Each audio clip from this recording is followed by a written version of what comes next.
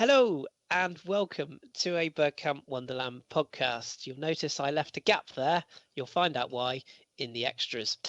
My name is Kris and I am your host for this week's show, and I've got a lovely panel of guests to introduce to you. So let's waste no time and get on with it. First up, producer, audio technician, co-creator, legend, lazy round bloke. It's Danny the GFP. Hello, Danny. Holy shit, mate. How you doing? Well, I'm rhinestone cowboying. Oh, Is all I can say. I mean, I do have a question for you. How do you use Snapchat? Go on. Just use Snapchat. Oh, very good. Oh, if Kermode and Mayo hear that, they're going to be disgusted and gutted. No, I get it now. No, too late. No, you've ruined it. Move on. The moment's gone. Okay, good. Right, moving on then. Next up, he's been experimenting this week. Who knew he could sign his name by pissing into the snow? And in joined up writing as well. From Canada, with love. It's Aussie Dom. Hello, Dom. Hi there. What's happening? It's all quiet, mate. It's all quiet. How you're not really digging the snow as a born and bred Aussie, are you? It's not your thing. It was -7 this morning. I spent 20 minutes trying to find my junk before I gave up and had to sit down to take a piss. It's like a little frightened turtle down there at the moment. The image I've got in my mind is just, it's not even worth repeating. So I'll move on.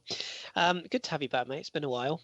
Right, on to our next guest then. Some say he's 96% proof alcohol, and that after a night out, he scares London cabbies more than a pickup for Dennis Wise.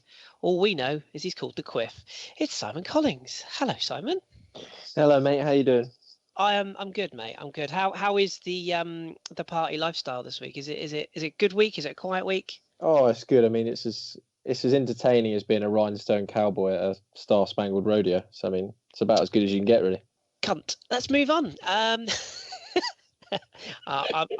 love them. Keep them coming. You know I love them. You know I dig the cowboy jokes. More on those later, I'm sure. On to the next person, and standing in at very short notice for Mr. Shredder, who's unfortunately been waylaid by work / he's hungover. You read my mind. If you've got nothing nice to say about Aaron Ramsey, you want to sleep with one eye open because he knows where you live. It's Mr. Jason Davies. Hello, Jace. Hi, pal. You right? I am gravy, mate. Thank you for winging your way into the podcast late on. I appreciate it. Always a pleasure. Always a pleasure. You know, I've been walking these streets so long, singing the same old song. I know every crack in these dirty sidewalks of Broadway. This isn't going to get tiring, is it? I only come for the abuse. Oh, right. Happy to dish it out. Yeah, and I'm happy to. No, I'm not. I'm not going to say that. That came out all wrong. Let's move on. Right. Okay. So, Danny, we're going to start with you as we always do with another Lone Watch light and an update from our under 23 children. No, that sounds wrong as well. The under 23s. Move on. Christ. Oh dear. Jack, the future England legend Wilshere. Oh, he already is, isn't he? Just looking at the last number of games he's been playing. There's 8 games. 6 of which he's played the full 90 minutes, and one that he didn't because it was against us, and against Burnley he came on as a sub with half hour to go. Miracle, isn't it? Because everyone thinks he's injury prone. But at what point is Dom going to talk about that? Is it now, Dom? We're going to come to Dom with injuries in a second, so you can do But he's not injured, is he? Well, no, but we're going to cover He could slot it in after the end of loans before injuries. No, we'll do him later. We'll do him later. Yep. Oh, okay. I'll segue beautifully. I'll segue to you, and it'll be like we planned this. Magical. Yeah. So Jack is at the moment at Bournemouth is win a game, lose, win, lose, win, lose. So yeah, he's doing well. Got player manager of the month. Bloody hell, he's open. He got player of the month for last month for Bournemouth, and I wanted to know if Callum Chambers, who I'll go to next, has got player of the month for Middlesbrough, because you know what it's like when Arsenal players or anything related to Arsenal goes up for an award, they win it. So is it all of us Arsenal fans voting for him? Because every single Arsenal player on loan gets manager of the season. Anyway, Callum Chambers, just looking at his stuff, 1, 2, 3, 4, 5, 6, 7, 8, 9, 10, 11 games he's played. The only one he didn't play of those 11 is against us, and those other 10 played the full 90 minutes. He's not doing too well because they've lost the last 2, 3-0 to Liverpool, 1-0 to Southampton, and then before that they were on a half decent run. But this is their first time back in the Premier League in a long time, so he's doing all right. John Terrell, he started the season off by starting. Then he went about 7 or 8 games without playing a single game, and then he played 3 games in a row for Granada in La Liga. In fact, he made his comeback against Barcelona and only lost 1-0. But then he's not played the last 3 games. Apparently he had an sprained ankle, but I don't know about that. I'm only taking this to transfer markets. I don't know. But yeah, he's not really playing much, which is a bit of a shame because future England legend, Julio Unpronounceable. He's Heckler's-Walo. Bless you. Thank you. He's played an 8-minute, a 45-minute, and then on the end of November he played the full 90 minutes at right back against Elche. Bless you. Thank you. So he played the full 90 minutes there, which was nice. But apart from that, he's done bugger all. Completely pointless loan yet again. Now, a loan that's working out, Takuma Asana.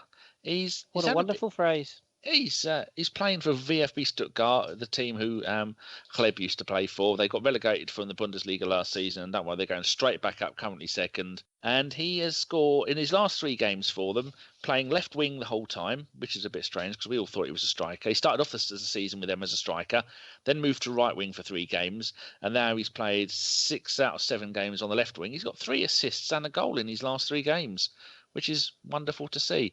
And then the forgotten man of Arsenal, Joel Campbell. I'm not going to go and do the rest of them because I can hear Jason seething. All season, he's only missed 2 games, but he's been a bit part player. And his last few games, he's played 45, 18, 61, 90, 25, 15. And they've played him left wing, support striker, right wing. A couple of games where he's only come on for a little bit. That doesn't tell me where he's played. But all season, he's managed 3 goals and 2 assists playing for Sporting Lisbon in Portugal. Did you see that I tweeted a little video of his assist against Benfica at the weekend? Oh, that'd be a big game. Was it good? It was very good. Yeah, it was 2-1 to Benfica in the end. But he set up the goal back for Bas Dost came on as a half-time substitute, and to be honest, he changed the game. He was brilliant. He got down the left-hand side, pinged it across, and Bas Dost headed it in. So have a look on my timeline; it's in there somewhere. Was that Bas Dost at Liverpool? No, he used to be at Borussia Mönchengladbach. Bless you. Thank you. Hello, John. Wasn't he the guy who's at Wolfsburg? That's the one. Oh, look at Jack. He had a conversation with I think it was with OG or Dom or someone like that about Aussie rules football, and the next conversation was about baseball. I'll tell you what, he gets around, doesn't he? Well, we all He's know man that. of the world. Yes. There's only one under a youth match. They can't call them youths when they're 23, can you? But I will do. Away at Liverpool, and we lost 3-2. Stefan Mavidi got 2 goals. I think he's now got 18-16 or something like that. But it's our first season back in the top league, and we're 6th after having a terrible run at the start of the season. Then we had a run of a few decent wins. So it looks like we won't be going down again. And so that's very nice. Now, Good. I can't remember what you said about the injuries. I'll look after that now. Just quickly before we move on to the injuries, we should also touch on the news that Mr. Janko might be bantering his way off to Steve Bruce's Aston Villa in January. So claret, doesn't he? he does, doesn't he? Literally, maybe. But no, good luck to the lad because he's had it tough the last few weeks, I think it's fair to say. So if that happens, good luck to him. Right, Dom, just a sort of a brief injury update with your good self. I want to touch on 4 players specifically in this little mini segment. Danny Welbeck and Per Mertesacker both have been pictured in the old Arsenal clobber on the training ground this week. Seems like they're getting close. Welbeck apparently is pushing really hard to even be on the bench, and I think they're holding him back wisely. What can you tell us about both their comebacks, and what should we expect in terms of timeline to see them back in the first team squad? Well, I'd be surprised if Welbeck comes straight back into first team, kind of on the bench sort of selection. I would have thought they would have given him a run in the under 23s first, just to see how his body responds to kind of, a pretty intense little hit out. That's been the issue with Danny Welbeck, is that anytime he was getting back up to Premier League standard of fitness, his knee would flare up again. So there were some inflammatory issues there, which is why he ended up going under the knife. Not too dissimilar to Sandy Cazorla, where they tried to, see if it would recover and heal itself, but inevitably they had to do surgery. So generally, the longer that you're out, the harder it is to kind of get back up to speed, obviously. So I'm not too sure about what they're going to do with him, but it's very wise to kind of just hold him back. I mean, an extra week or so is not going to be the end of the world. And then Per Mertesacker, he wasn't out as long, obviously. Not the sort of most mobile athletic person in the world anyway. So his was a medial problem in his knee, I think. So look, he probably could have pushed to make the bench against Everton, but then didn't really need him to. I guess Gabriel's been playing quite well. Rob Holding as an option as well. So I think with Mertesacker, he's going to have to actually find his way into the squad in the first place. And I'm not sure throwing him in against Man City for his first game back is going to be a wise thing. And I don't think we'll see that happen. So maybe he might make the bench, and Rob Holding may miss out this week, perhaps. Who else have we got? We'll touch on two others. Just quickly on those two. Do you reckon maybe the FA Cup away at Preston in January might be a realistic target for those two to get a run out? No, I think they may even be around a little bit sooner than that, especially with the Christmas period coming up. Some players may need a little bit of a rest. Koscielny's played a lot of football recently, so I wouldn't be surprised to see probably Mertesacker back first over Welbeck. We shall see. The other two I want to touch on. You mentioned Santi Cazorla there. We obviously know he's had surgery and has been cut open and fixed, as it were. He's very positive on Twitter, and he's been saying that he'll be back fighting harder than ever to get back in. He reckons a couple of months is the target. Just explain to the listeners, yes, he might be fit in a couple of months, but the sort of surgery he's had, what kind of rehab that involves before he can be not just fit, but match fit? Well, essentially, he will have his foot immobilised for a good 6 to 8 weeks, not really moving it at all. I know that sounds strange, but you almost have to learn how to sort of walk again, essentially, and it doesn't take long, but you're so long off your feet that you get some deterioration in some areas, which is why it can actually lead to more issues later. So the big thing for Santi is, again, he's not a blessed athlete. So I personally don't think that we should be holding our breath that he's going to be a major contributor for the rest of the season. Hopefully he comes back and they manage him well. I don't think he was managed well at all. I think that it's one of the situations with the whole fitness sort of medical team where I would definitely ask a few serious questions why he played 3 games in a week and he went into the season with Achilles tendonitis in the first place. So I think he was managed horribly, and an over-reliance on a player like that, you're just asking for trouble if they are out, and we should have learned our lesson by now with that, but I'm sure we'll come to that a little later. So yeah, I mean, he's going to be off his feet for a good 6 weeks of that 2-month recovery, and then he has to get back up to speed again fitness-wise, and that's going to take a good 3 or 4 weeks. So I don't expect to see him until March, maybe. Yeah, one of those that if we get him as a bonus towards the run-in, great. But yeah, I agree with you. And we're essentially going to have to get through the bulk of the season without the guy. And by the time he gets back, we're either going to be in touch of a title push or we're going to be out of it by then. So yeah, we almost want to have him as great to have him back in and around the squad and an influence, but not reliant on him at all until next season. Yeah, agreed. And the last one, of course, the most recent one is the injury to Shkodran Mustafi, which is obviously a hamstring tweak or tear, potentially either or. 3 to 6 weeks we're talking about, are we, with that sort of injury? And again, he needs a proper rest when he comes back, I suppose, to get it properly ready. Yeah, well, the manager sort of said 21 days, which is a pretty light strain, but it did look a little bit more serious than that. You can usually tell when someone can't walk without limping off that it's a reasonably serious one. Usually a grade 1 strain, you can kind of just walk your way off and know that something's not right. But in saying that, even if it is 3 weeks, it's going to take him at least a week or week and a half of fitness on the track to get back up again. I mean, we're going to talk about this later, but the level of fitness these guys need to be at consistently to be able to play Premier League, Champions League football is so high now that even missing 2 weeks with an injury, trying to just get back out and play straight away just doesn't happen anymore. So he's going to have 3 weeks to heal and recover, and then at least another week and a half to 2 weeks of just getting fit again.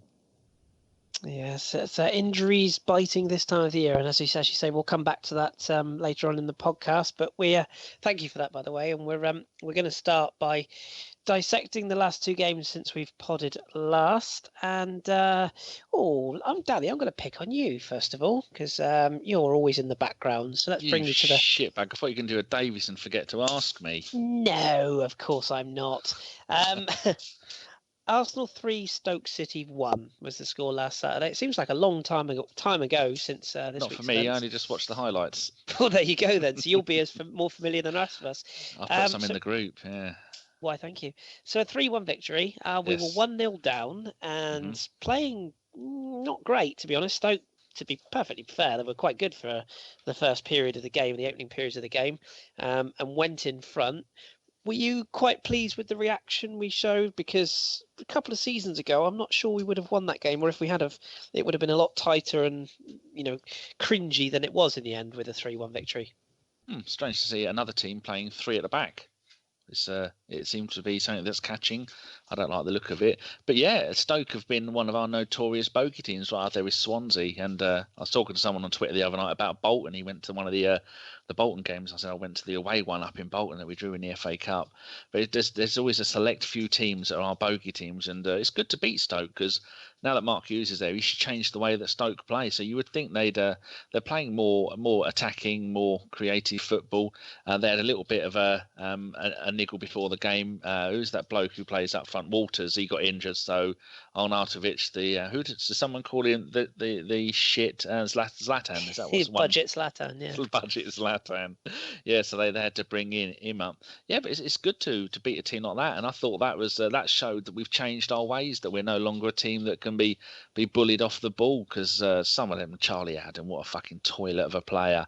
But I must admit I looked at the replay again for that penalty, and that is definitely for me 100% penalty because I had a look, and the moment that Xhaka turns round, his arm is touching his leg, and as he spins round, then he brings his arm up, and it looks like he tries to, like when you fall into someone to push them away from the ball, it looks like he was trying to fall into him to get him off the ball, and so he could, like you back into him. He was doing that, so it was a definite penalty, but nice to come back from that. And like someone put it in the group that Walcott scored one of his usual brilliant goals when he doesn't have time to think about it. I thought that was so true.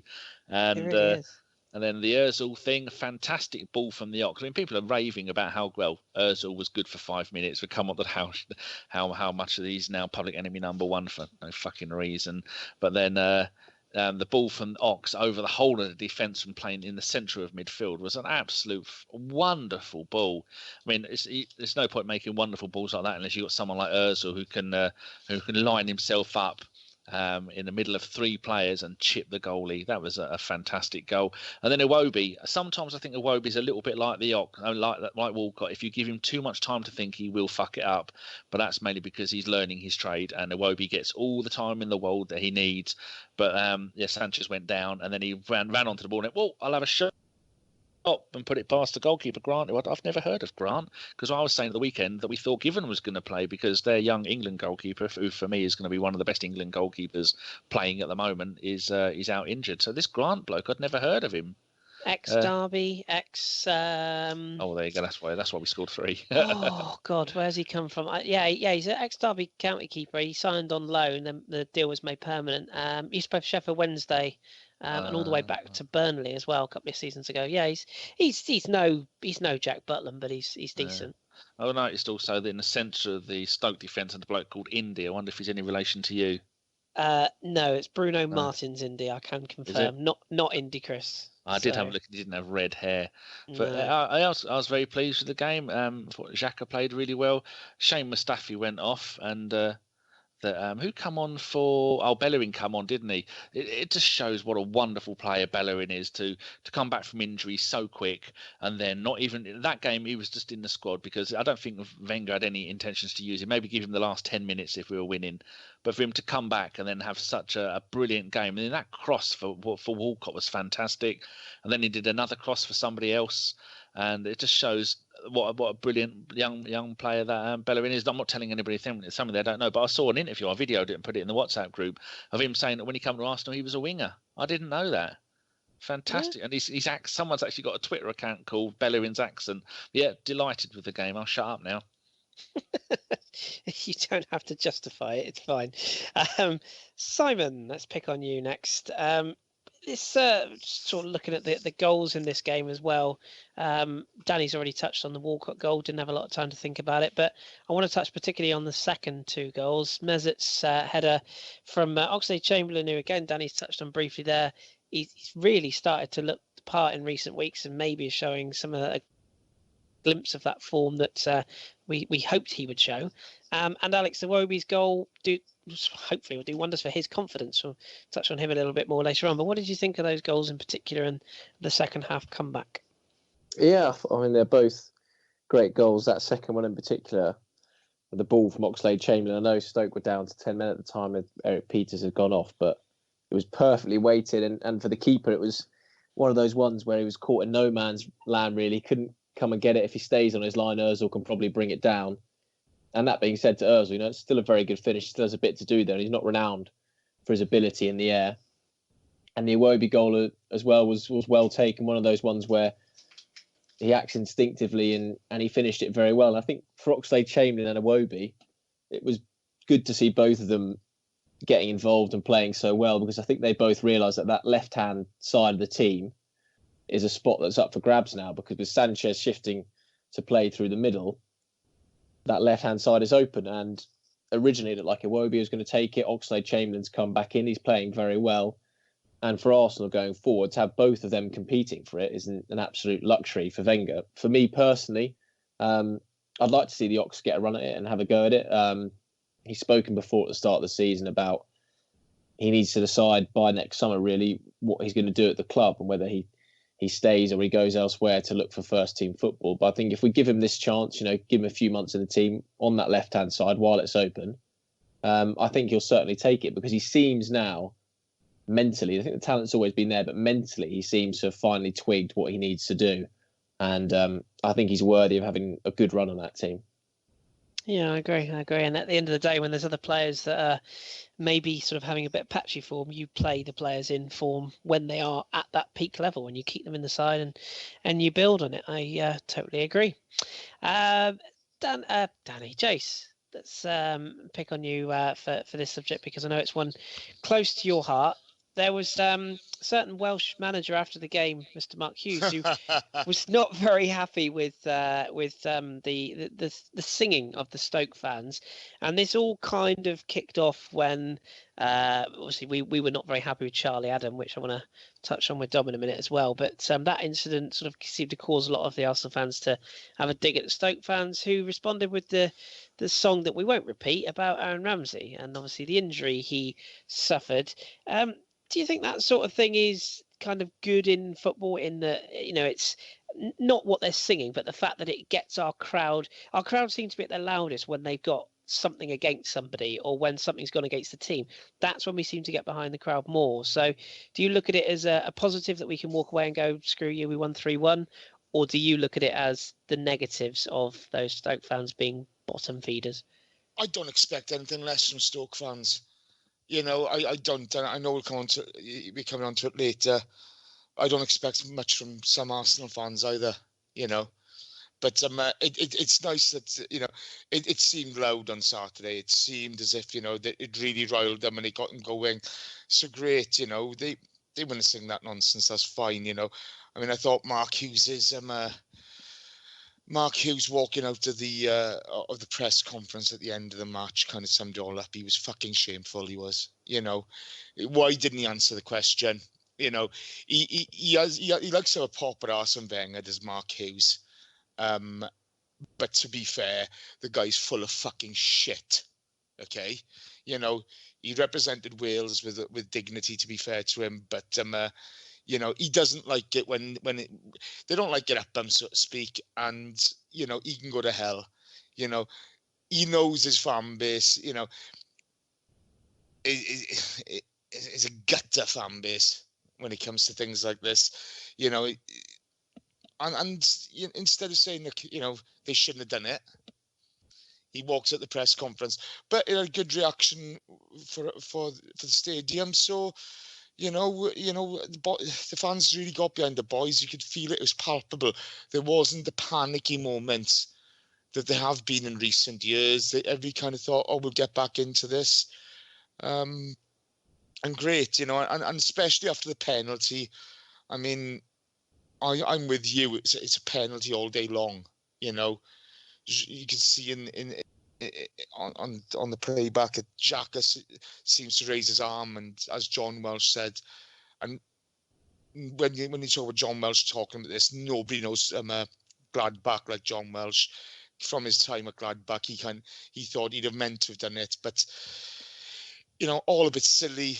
Penalties given against us, and the crowd reacted really well, regardless of their fans. They're fucking orcs, aren't they? Fuck them.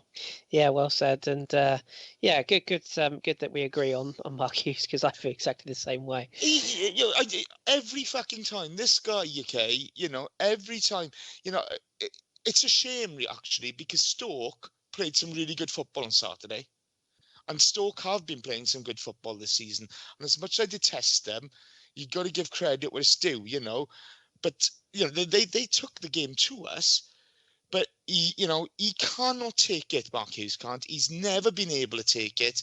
And sometimes you have to. And he was shameful walking out the way he did. He should have answered the question.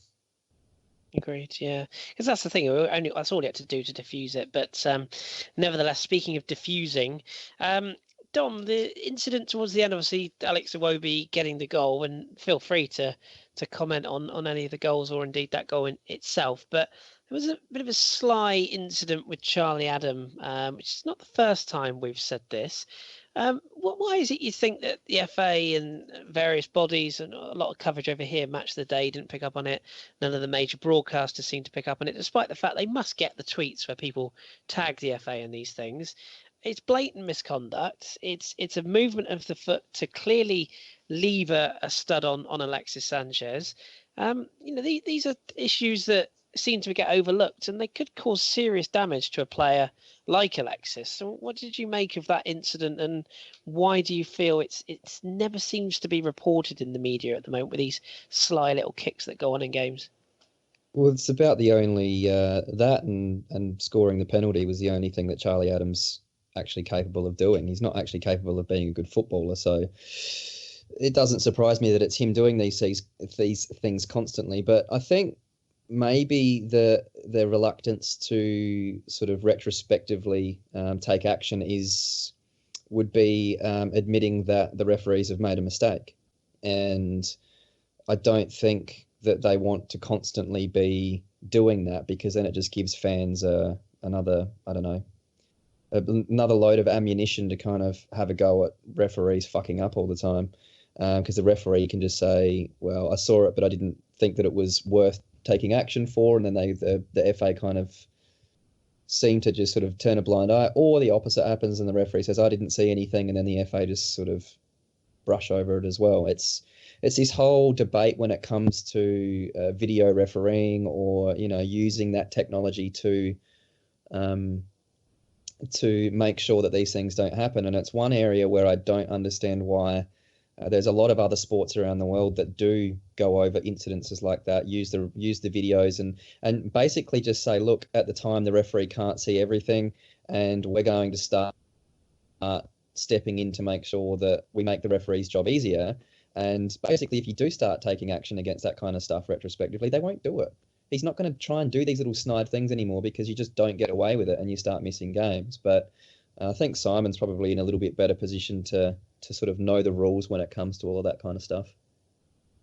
Yeah, I think it's a major problem, like you're saying, Dom, about this retrospective action. That the problem with, certainly here with the FA, I don't know if it's the same in other countries in Europe, Kris, you might know, but if the referee puts in his report that he's seen something, he's seen it and he goes, I saw it, or if he's given a yellow card, because if he's given a yellow card for whatever of the incident, that means he's seen it and he's judged it. He cannot then retrospectively change his mind, which is bad for the incident, something like Marcus Rocco's tackle the other week where he got a yellow card, and looking back, it's a clear red card. The referee is not allowed to, a day later, look it back and go, actually, I've seen this from another angle. I've seen it. I should have given a red card. We need to ban him, because he's seen it there and then. That's it.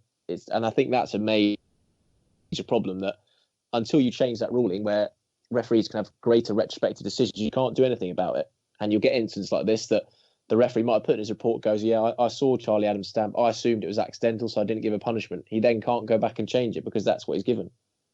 That is a fair point. As you say, once the decision's made, I just can't help but feel it's the same. Obviously, we've seen a lot this weekend with diving has been a quite a big issue in the press this weekend as well, and also the Marcus Rocco tackles 2 in a week. Yeah, the Rockus one. But that Yeah. like Rocco again with Crystal Palace last night. Yeah. The referee's given a yellow card. He's seen that. He then can't afterwards change it because he's given his opinion on it. And with the Charlie Adam one, the only thing I can assume is that the referee, whether he was asked about it afterwards or whether it was in his report, must have said, I saw it at the time, I assumed it was accidental, I didn't think there was anything in it.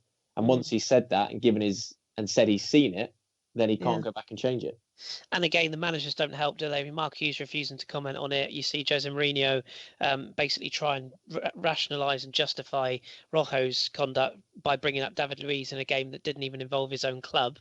Managers are not I don't know who's helping. teaching Rojo to tackle like that, but it's if you've seen Rocco as much as I'm sure you've seen enough of him over his time at United, but he has never been able to tackle to save his life. He's a very good footballer, but he's not a defender. He never has. He'll end up breaking someone's leg, and then it'll be. Yeah, he will. You're right. Terrible tattoos as well. Anyway, we'll move on. So that was Stoke, and everything was great. And at that point, sorry, bear me a second. Go on. Just want to say there were 3 great finishes in that game, weren't there? Oh, absolutely, yeah. You know, I thought Walcott's finish was superb. Mesut's header was, really calm and collected, and it will be great to see the lad scoring. Great, he'd just been booed 2 minutes earlier for one misplaced fucking pass. If only he'd have done that finish against Spurs, Jason. Remember that far back? Oh, that was the same position, wasn't it? And he snatched it. And, that's not but he's still developing, isn't he? He's still developing. It's his first full season, and so all credit to those boys. 3 great finishes. Fair play, yeah, well said. So at that point, after that game, we were going to win the domestic quadruple, even though we're already out of one of the cups, and we were the world's greatest team. And then, wouldn't you know it, in the space of 3 days later, we take a trip to Liverpool, which, let's be honest, nobody really wants to do, and lost, unfortunately, to Everton. Let's go the other way and start with Dom on this one.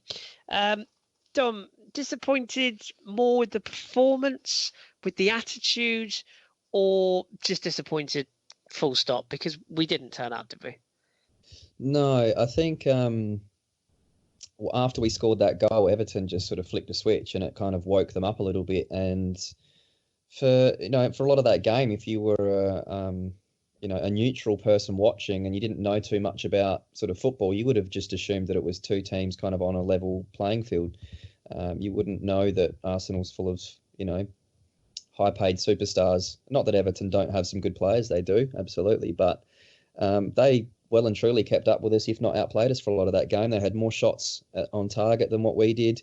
There were some chances that we created, I guess, towards the end, but I don't think we caused them problems defensively consistently enough to kind of get the second and or third goal.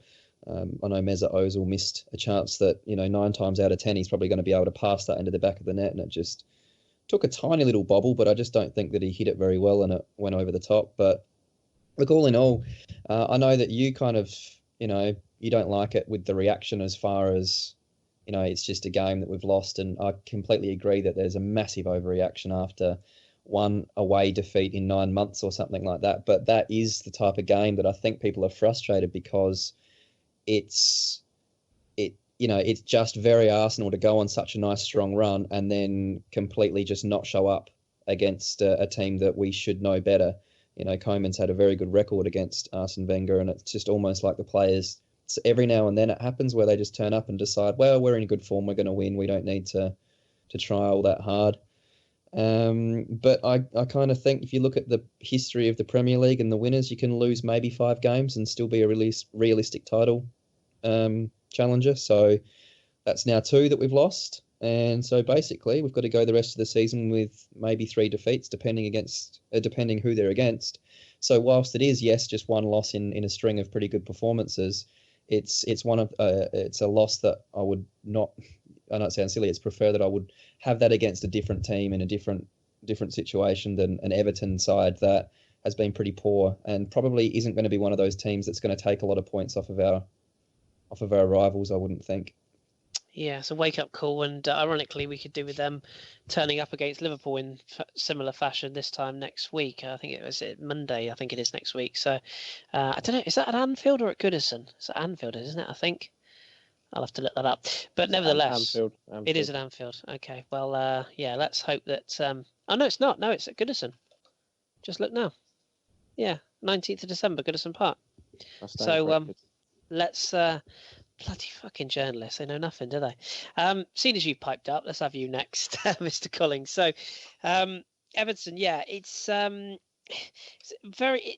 traditional when you probably have, I don't know if you've ever written this line in a piece you've written before, but a difficult place to go. That old line comes out, doesn't it? It's an old-fashioned ground. It's quite tight as far as the pitch goes. The crowd are on you. Dom's already touched on the atmosphere changing once they got level. We were in control of the game at 1-0. Was the biggest disappointment for you on the night that we didn't go at them? Because when we won 1-0 up, albeit through a very fortuitous deflected free kick, at that point, I felt Everton were there for the taking. The crowd were on their back. They were retreating into their own half, hoiking it long. And then we just took our foot off the accelerator. Why do you think we do that? And is that the biggest disappointment for you on the night? Yeah, it was absolutely infuriating, I thought. Just because, like you say, I mean, they were absolutely on the ropes, Everton, I think. And I watched Everton play Watford on Saturday, and they were absolutely terrible. I mean, garbage. I mean, the midfield three was Barry, McCarthy, and Idrissa Gana Gueye, and they were so just outplayed by Watford. They were bullied by Watford. Watford literally just bullied them off the pitch. And for Arsenal, in that first 20 minutes, they got the goal. Everton were on the ropes. The crowd was very quiet. And at that point, like, just go and kill the game. Get another 2 goals, kill the game, they're dead. And I think it is almost that thing where it's so easy that Arsenal think, we can just sort of coast through this rather than going for the jugular and killing them off. And I'm sorry, but 1 clean sheet in 12 games should let you know that, look, we're probably going to need another goal here. And as soon as they got back into it, the atmosphere completely changed, and it was their turn to bully someone else. And I just felt like they outfought us. I don't think tactically we got it wrong or anything like that. I just felt like they wanted it more and fought it more. And that for me is the most frustrating thing. I will never criticise an Arsenal player for a lack of skill if they try something with technique, if their technique fails them. But if it's effort, if it's an effort-based error where you're not there running hard enough or putting in the work rate, then that's not good enough, I think. And Wenger obviously seemed annoyed afterwards, and he complains about the referee and stuff. But I think he'll have been livid with the fact is that's a poor Everton team. 1 win in 10, and that should have been 3 points. And it's almost deja vu because it was when we were playing Southampton a few years ago, this sort of time of year. I remember when Koeman was in charge, they'd had 1 win in 10 and they thumped us 4-0. This time, another Koeman team comes in, 1 win in 10, and they beat us. And Wenger's got 2 wins in 11 against Koeman now during his managerial career. And I don't know whether Koeman's got his number on him or something, but all very, very odd. Because personally, I don't think Koeman is tactically a great manager. But something about his team and raising their games for Arsenal. And he said it after Watford, actually, we'll enjoy playing Arsenal because unlike when we played Watford and we got bullied about, Arsenal won't do that to us. It'll be a proper game of football. So I guess he was right in that respect. Yeah, I agree with you. And when you think of the players that you would think would pose us a danger, you wouldn't have picked out 2 centre-halves who scored the goals. And Danny, that's where I want to come to you next, because the winners, or the equaliser and the winner, both conceded from positions of a crossing nature. One obviously from a cross from the left and one from a set piece. You did some, quintessentially, Danny, analysis on Mesut Ozil's marking or lack thereof at the for the winner, and also there wasn't particularly good communication, it seems, between Koscielny and Gabriel for the first goal from Seamus Coleman. So you were brought up on the George Graham style defending, and good in the air. So is that a real concern for you that we lost to 2-headed goals from basically unmarked headers? Well, I don't like Gabriel playing at central defence. I think he's done himself a bit of a favour by coming in at right back, because he's shown at right back he can do it, because he's a better defender than Jenkinson, and Debuchy's only got one leg, but he's not better than Bellerin. And he knows that he's so far down the pecking order at centre back. So you think he'd come in and play brilliantly at centre back. Not that he did much wrong at that against Everton, but I just don't rate him as a centre back. I don't like to see him on the bench, on the pitch. I'd rather see him on the bench. I'd much rather have seen someone like Holding come in and play. If Holding can be at the club for 5 minutes, make his debut in the home game against Liverpool, and then go and play some other games. Holding's an intelligent young player with a great future. Gabriel's a little bit thick, and I don't think he's that good of a player. Now, people may disagree or not disagree, but it wasn't really when that second goal went in. Williams, the corner, first of all, the corners. Was it Barkley taking the corners? It was, yeah. He's a decent player when it comes to taking the corners, and the corner comes flying in, and then Gabriel and Kos both jumped in the wrong. It's like nobody was taking any notice. I think it was mainly down to Monreal, who I watched it 5 or 6 times over and over and over. And Monreal, if anyone was to blame, was him. But when Williams jumped up to header it, I showed you lot. I videoed it off the site that I was looking at. Not only does Mesut not make a challenge on him, Mesut goes, whoa, moves away from him. It's a little bit like if you were at the fish and chip shop lining up for your Savoy and chips, and then Davis was behind you and shouted, you shit your pants and move away even before you'd even knew what it was. That's the kind of reaction that Ozil had. Jason wants to argue with me. Go on, Jace. Oh, the first goal, it's all down to Koscielny and Gabriel, okay? Yeah. Because Monreal's been left to 2 men on the back post. Right? Oh yeah. You can't blame Monreal. It's not his fault, okay? It's the centre halves, and Koscielny is awful tight to Gabriel in that position. Well, they both zonal mark him. Is that the problem? Yeah, no, but he's awful tight to him. He's not picking anybody up, okay? Because you mark in the zone until the man comes onto you, and McCarthy gave him a shove. But to blame Nacho for that first goal is wrong. It's I'm sorry, it's just wrong. And I mean, the way that he went, because Koscielny and Gabriel both were going up towards the right-hand side, towards Bellerin, that left a big gap behind Koscielny, and then Monreal didn't close the gap, and Koscielny went too far away. So, Monreal made a last gasp effort. I said if I had to blame anybody, at least Monreal was facing the player. Yeah. He was trying to close the distance on the gap, but Kos shouldn't have been doing that. I mean, the man of his experience should be not following the defender in front of you. What they're doing, the okey-cokey in the mid-air. No, you shouldn't be doing that. He should be aware of where all the other players are and go, well, Gabriel's got someone that side.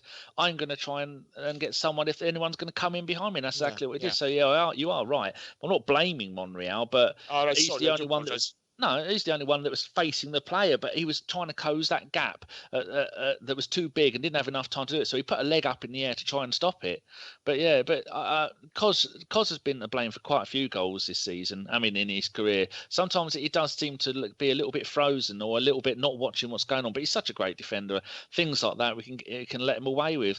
But Cech was fantastic when he saved a couple of really good shots. And I think sometimes if a manager knows he has a psychological edge over Wenger, like Jose does, Wenger just panics, and then the team knows that Wenger isn't going to I don't know what the right word is to say, that Wenger shits his pants in him when he comes to playing Jose, and occasionally when we have been up he ends up not beating him, and like Simon was saying, when it comes to Koeman, that he's had, what did he say, 2 wins in 11?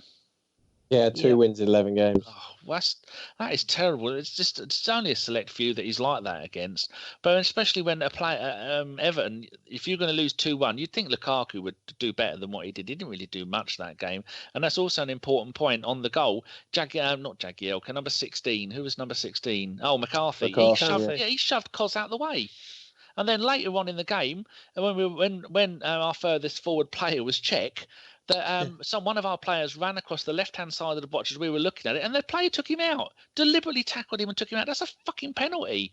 And then, I finish it with the tweet that I made. I expect Ozil to do as much defending as I expect Cech to do scoring. And yesterday, shame neither of them did it, because the game would have ended differently if Cech would have scored a goal or if Ozil would have done something. But it's not down to Ozil. There's only one other player on that pitch who I expect to defend less than Ozil, and that's whoever's playing as a striker. Well said, passionate, like it. That Koeman record as well was against the teams it's against, like PSV, I think it's RZ Alkmaar, Ajax, Southampton, Everton. So it's not like with Mourinho where you can sort of justify it because it's Chelsea and Man United and stuff. It's Was he manager of PSV when they beat us in Henri's last game? might well have been, yeah. He was, I remember that game. That's terrible. And old Henri got injured, but he still kept limping around and didn't want to come off because he knew it'd be his last game. True that. Jace, I want to just get your thoughts on the sort of the late skirmish and the late flurry. Obviously, Alex Iwobi had a chance that was cleared off the line. He almost got sort of caught in two minds. My other sort of issue with this game is, do you think we were caught out almost, settling's the wrong word, but did we almost kind of get to the 85th minute before the goal and think, yeah, do you know what? A point away from home, we'll take that. And in doing so, left ourselves with no opportunity to come back. Do you think that's a fair assessment of the last 5-10 minutes? Oh God, no, I don't. I look. I think it comes back down to in-game management. Okay, unfortunately, we've been bullied around the park, as Danny's alluded to. They've gone in. McCarthy's doing his usual. Rile them up. We should know what to expect. This always happens with Koeman sides. It's nothing new. Okay, we've got our most effective destroyer playing further up the park, and basically being bypassed. Pretty bloody pointless. And I mean, and Coughlin's performance on the day was abject. It was abject. You might as well have been playing with 10 men. Okay, Mesut Ozil went missing. Okay, we as you alluded to earlier on, guys, we dominated the first sort of 20. They were in disarray, but we weren't making clear-cut chances either. And as the game rolled on, they got a sniff of it. They all of a sudden felt more comfortable. They came into the game. They weren't being pressurised back into their own sort of 20 yards into the box. And all of a sudden, they gained in confidence. And when they got a sniff of it, bang, all of a sudden the challenges started flying in. They got niggly. They got into our faces. And it's the same old story. And they ended up, I'm pretty sure they had more chances than us. And, they just seemed more effective. We kind of crumbled. I don't think we were happy with the point. I think they were desperate to get out of there with a point. And then when they went ahead, all of a sudden, bang, we came to life, which I think kind of summed us up on the night, But our in-game management is poor. Arsene doesn't change things around as much as he should. I gave him great credit in last week's pod for swapping Walcott for Ramsey, who comes in more against West Ham because it made the extra midfielder. We didn't have that option this week. We didn't have the option of sort of evening it up in the middle, and or somebody who's going to play a quick 1-2 and force them into dangerous challenges. But when we finally did have a go at it in the last 10 minutes, we did lack composure. Danny's just put up in the box there. They had 14 chances to our 9. 4 shots on target to 3 shots on target. That tells a story. Okay, if in their minds they can't get up for an away trip to Everton, which is one of the great old grounds of sort of English football, and we know we always get a rough ride there. We know this. Even when we've won there, we've had a tough game there. I just don't understand the mentality. I think losing Mustafi is massive because Koscielny can have the captain's armband all he wants. The true leader at the back of that defence is Mustafi. You can see it in the way he organises everything, in the way he controls everything, and he's a really good communicator, which, isn't in Koscielny's nature, to be fair to him. I find that, you can't blame Cos there because it's not in his nature. He's always been the same. But, we've gone helpful there that we've had chances. They're snap decisions. Sometimes they go in, sometimes they don't, yes, Iwobi probably should have scored it. He should have. But again, we've had better players than Alex Iwobi who've scuffed better opportunities in the past. you know, and I know you're going to mention it later, but some of the abuse he's had since has been fucking shameful. You know, that poor kid needs a bit of support. You know, he hasn't been in the best of forms. Played well against Basel. Grabbed a goal against Stoke. You know, he's developing as a player. But we had a bad night at the office as a team. But you know, you got to say Mesut Ozil, very poor. You know, him and Koch were abject. Xhaka was not good on the night, you know, and when your midfield's overrun, when, you know, the wingers aren't tucking in to help them out when they need it, you know, because Walcott didn't have his best game. I thought Ox was a lot better, but all of a sudden in the middle, you know, we were dominated by them. They outmuscled us, they outthought us, and you know, a lot of players and the manager need to take responsibility for that. No point blaming the referee. Whatever with the penalty, we've had them go for us, we've had them go against us. With the corner, they've gone for us, they've gone against us. That's the way it rolls. But, you know, Mesut at that corner, you've got to at least make a fucking effort. You've got to make a fucking effort. Not that nonsense about that he did. Okay? And the whole thing with the back four, about zonal marking, it's about getting to the ball first. You know, they've got to show a bit more ambition and a bit more grit to get to the ball.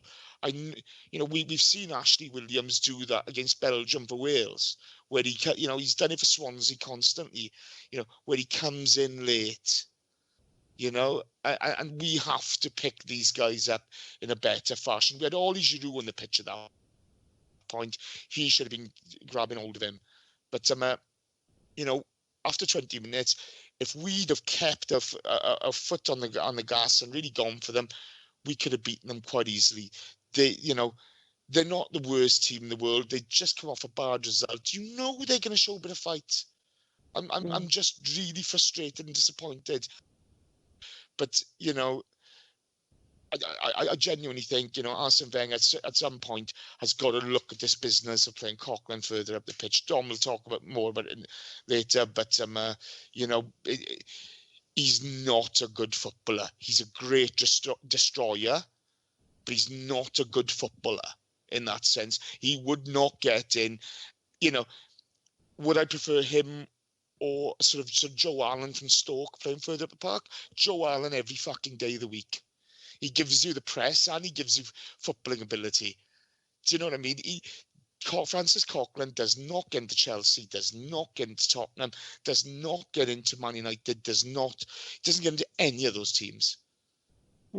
Interesting. We will have that mini debate in a second, actually. Sorry, Danny's just put in the group, Joel, great hair, shit beard. No, shit hair, shit beard. Well, I was just going to say, if you want to ask John somebody... Welsh, I was just going to say, if you want to get any advice on coming late, then just ask John Welsh. He's quite an expert in that field, I hear. So, Painters Radio Time. That's the one. Yeah, that's the one. Oh. Gets bit stuck in his beard. That's minging. Anyway, yes. Right. I want a one-word answer from you all before myself and Dom have a little mini debate before we leave Everton behind. Before you go, Jace, one-word answer, just the one word. Penalty on Alexis, yes or no? From what I saw and from what I thought the referee could see, yes. One word. Sorry, I do apologize. It's all right. You go with yes. I just did a carpenter. You did, didn't you? Went full carpenter. Sorry. Danny, yes or no? Can't remember the situation. For fuck's sake. Well, don't. Pay peanuts, get monkeys. Was it right at the end? Right at the end. When the bit I was on about when Czech was standing in the goal mouth and he was running from left to right across the box. Kevin Morales, definitely 100% fucking penalty. He didn't even go down slowly. He was chopped down. So, yes. Thank you. Got there in the end. Simon? Stonewall.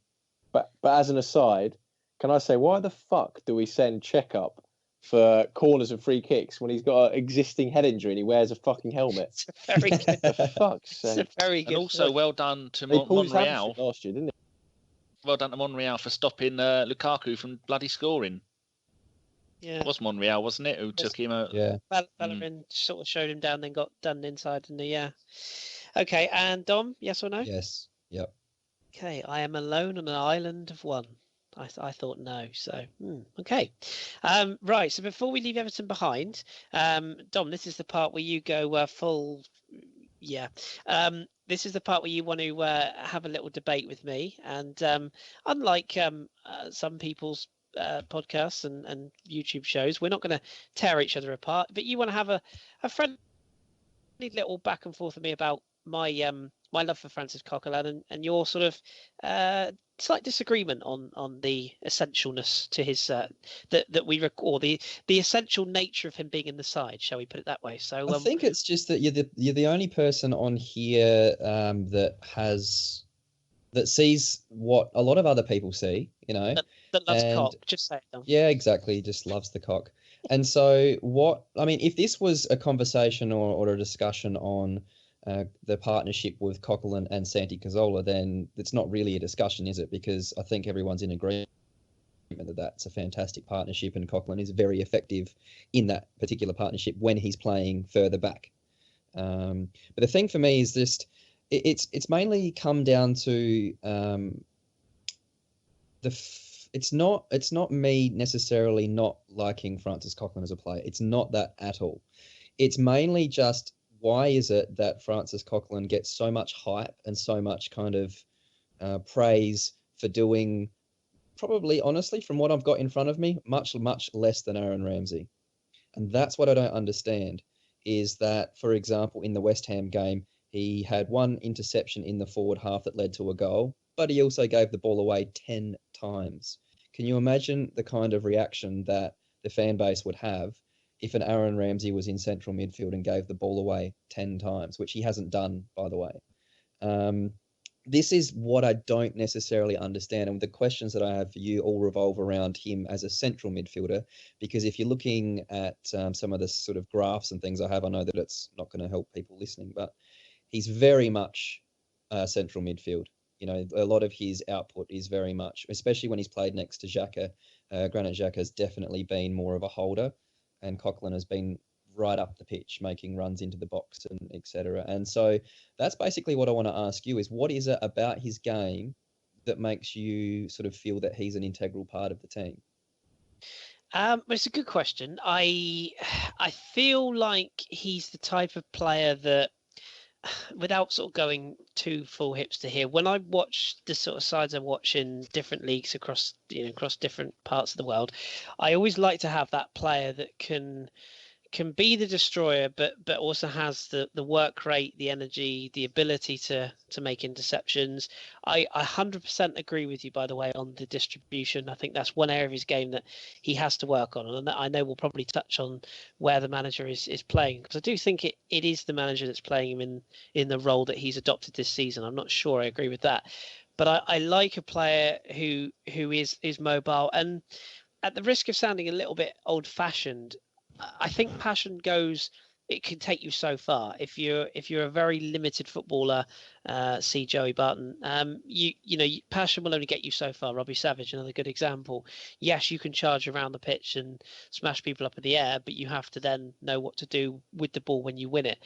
Now, that's an area of the Coquelin's game that he has to adapt. But I do think he's a player that drives others on. I do think he's a player that demands more from his other players, almost like Flamini used to before he, let's be honest, started to wind his career down during his first spell, I think.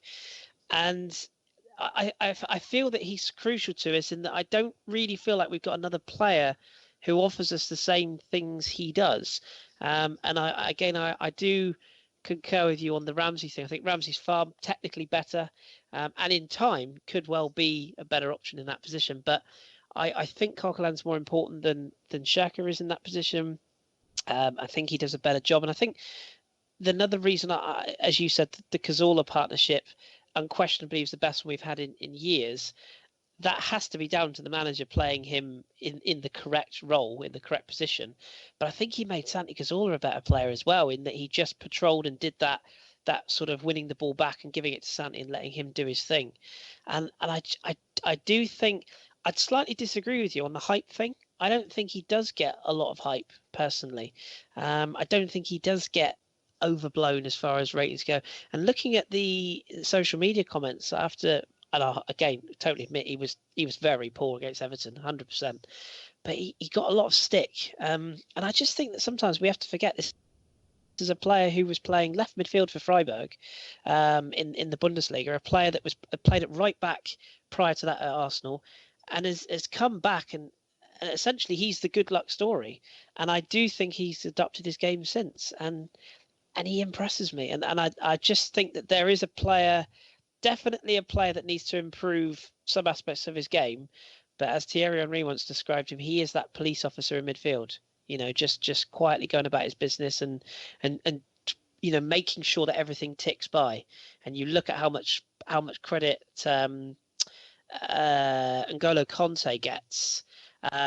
Anyone that has seen N'Golo Conte for France consistently will know that yes, he's brilliant at interceptions, but his passing is atrocious and his ability on the ball is very limited.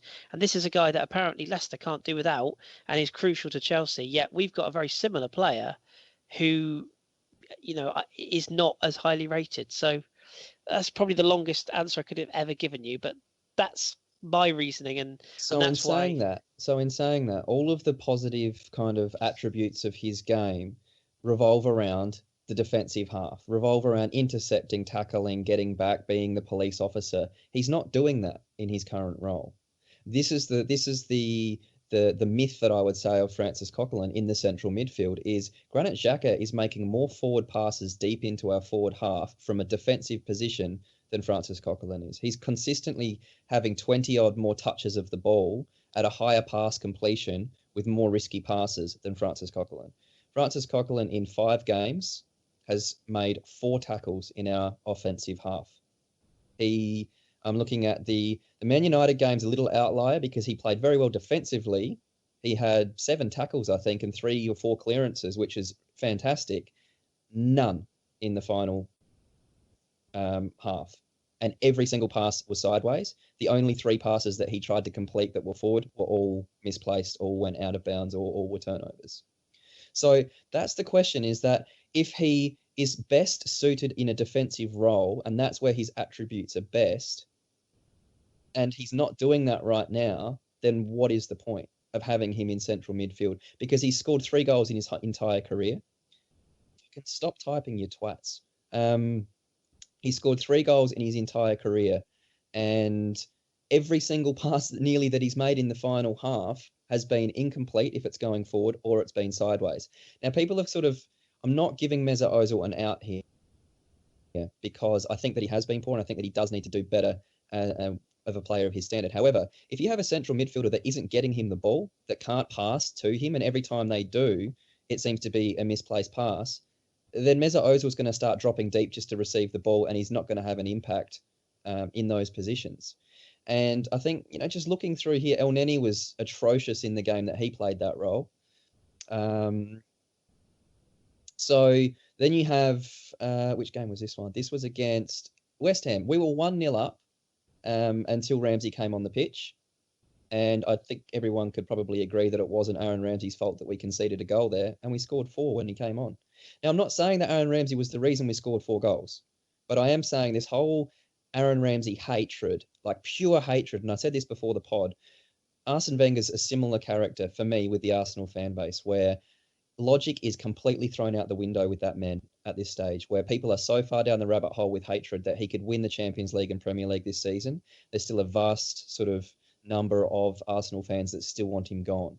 I think Aaron Ramsey's similar. He could score an assist in every game he plays from now on to the end of the year, and people are so far down the rabbit hole that they'll still want the guy out.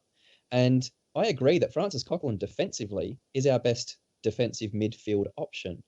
Then you got to start thinking, well, if he's so fantastic, why did the manager spend £35 million on Granit Xhaka? If he's so fantastic, why is it that Aaron Ramsey's had interest from big clubs and Francis Coquelin hasn't? If Aaron Ramsey's so poor, why is it that then people sort of turn around and in the same breath say he's shit? We should sell him to Real Madrid if they come in for him and sell him for £50 million. That statement alone confuses the shit out of me about how in one breath you can say he's bad, he's not good enough for Arsenal, but Real Madrid will buy him for £50 million. That in itself, I think, is quite phenomenal that the logic has gone that far. And I do wonder how sometimes, and again, positionally unaware, doesn't get back, doesn't help out. He had 14 ball recoveries against PSG. He was both better offensively and defensively than Francis Coquelin, and they played in the same midfield together.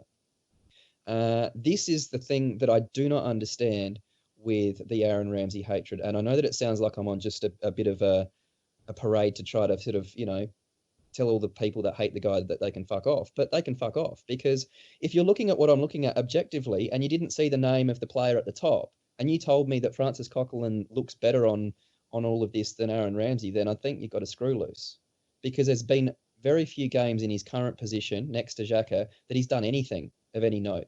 No assists, no chances created, no tackles in the final half of the pitch, 1 interception against West Ham that led to a goal, which is fantastic, but 4 tackles in 5 games. This is the question that I have. What is it that he's doing right now that puts him ahead of everybody else? I think the only other thing I can add to what I've said, and it it is definitely a debate that will run and run. 2 things I would add to that, actually. One is that I'm by no means in the Aaron Ramsey hate campaign club, because I don't hate any of our players, but I totally accept what you said. The people that do, they often use that stick to beat him with, and I agree with you. That's wrong. I personally don't put Aaron Ramsey in our strongest 11. That's just my personal view. But so you would prefer to have Coquelin in midfield, central midfield right now, than Aaron Ramsey? Yes. If both fit, even though Ramsey's been playing with a broken toe, but that's another. So even what is it in the PSG game that you saw from Aaron Ramsey that you decide, no, I'd still rather Francis Coquelin? Be honest with you, and Jace, please don't hate me, I don't trust Aaron in that position. And what is it about it that you don't trust? What is he doing that you don't trust? I think he switches off. I think he tends to be a player that finds it difficult to focus for long periods of time at doing the one job that he's out there to do. I feel like there's a player in there that is so desperately trying to influence a game that he tends to drift into that more forward-looking position. And Jace will say better than any of us, when he plays for Wales, he has that freedom to affect a game and basically move anywhere across that midfield area and even into the sort of wider attacking areas. And I don't think our system suits that. And sorry, Kris, but Arsene Wenger said on many an occasion, for argument's sake, when Ramsey's played out on the right, he wants him to come inside. He likes him having that free role to come inside. Yeah. So he doesn't. I'm sorry, okay, but all these people who tell me that he plays better for Wales than he does for Arsenal, I don't see it. He doesn't put any more effort in a Welsh shirt than he does in an Arsenal shirt. He doesn't do anything differently. It's just people are expecting him to do, the things that he does. I mean, I've heard, I'm sorry to interrupt you guys, but I've heard the bullshit of, you shouldn't, stop doing the flicks and tricks. But if you're expecting him to do the amazing, like the finish against Tottenham and these things, when Ozil's around him, he expects it to happen. So why doesn't everybody else? And I'm sorry, but say you can't trust him. 44 tackles last season, okay, a joint highest tackler, when Francis Coquelin was a defensive midfielder. Not to trust him. This is the confusing thing. I know this is exactly right. When Coquelin's given the ball away, and I am being objective. This is why I thought, you know what, I tend to do this. If I've got a little bit of an idea of something, or I want to kind of figure something out, I'll go into it enough that I can see objectively what's happening. Coquelin has given the ball away more times in dangerous areas than Aaron Ramsey has in these games, where I'm comparing Ramsey as a central midfielder and I'm comparing Coquelin as a central midfielder. I know that you don't like these terms, but the defensive midfielder at the moment is undoubtedly Granit Xhaka. He's the one playing in that position. Now, if you want to move Coquelin back there, sure. But the problem is when he's played next to El Neni or Xhaka, he is pushing forward so much that Ramsey's not going to sit back and be a defensive midfielder, even though against PSG, he quite often was the deepest midfielder. So this is the thing when it talks about trust, is that Ramsey made a hell of a bigger impact in that PSG game than Francis Coquelin did. And in that role, he doesn't give the ball away anywhere near as much as people think that he does. It's just that when he does, it's highlighted. Everyone goes on about it. The one time that he gives the ball away, everyone will go absolutely bunter about it. The 10 times Coquelin gave the ball away against West Ham, no one says a peep. This is the double standards I'm talking about and the confusion that I have when, that's why I'm asking you, say you don't trust the guy, but what I'm looking at on paper, I don't trust Francis Coquelin in that position. I'll just make one point for you come in there, Chris. When you talk about trust, North London Derby, White Hart Lane last season.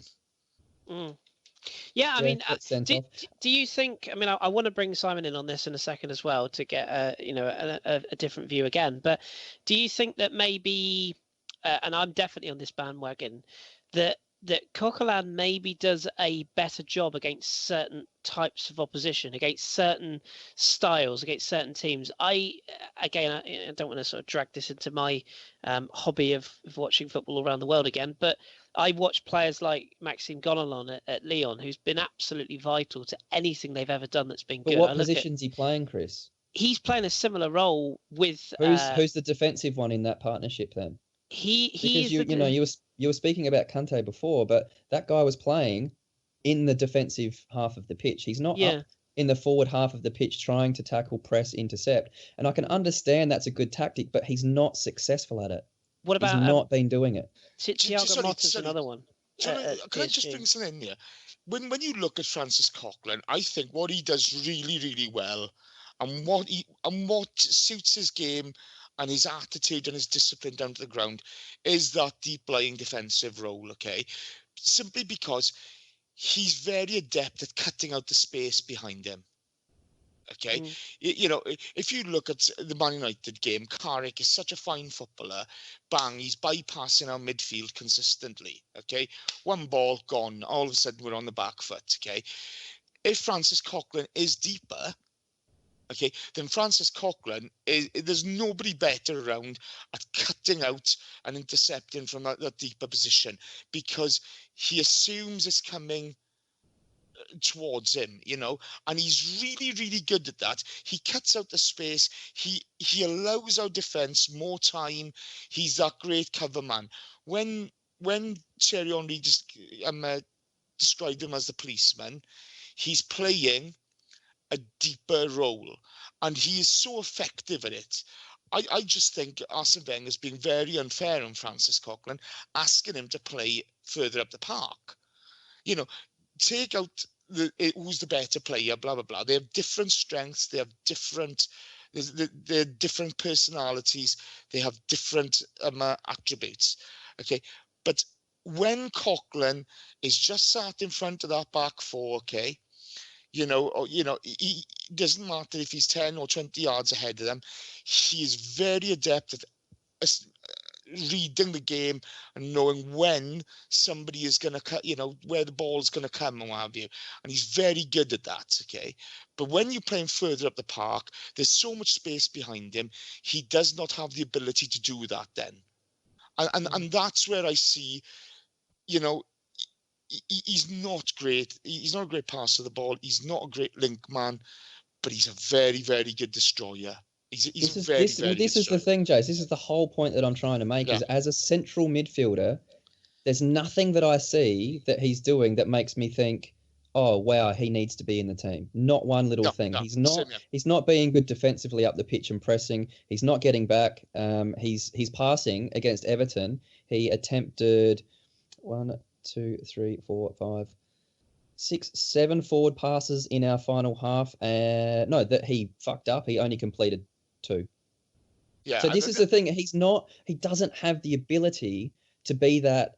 The great thing about Santi Cazorla is that he can get the ball and he can make any pass you want. He can get the ball quickly to Ozil, and then Ozil has space and time. Coquelin is trying. You can see on these graphs that he's trying to get the ball there. He just doesn't have that ability to do it. In fact, Granit Xhaka has bypassed him with passes countless amount of times and actually found space in these areas up the pitch, which that to me is it's either you have him or you have Coquelin. You don't need both because they do have different abilities, but both of their abilities are better spent back in the defensive end of the pitch, I guess you would say.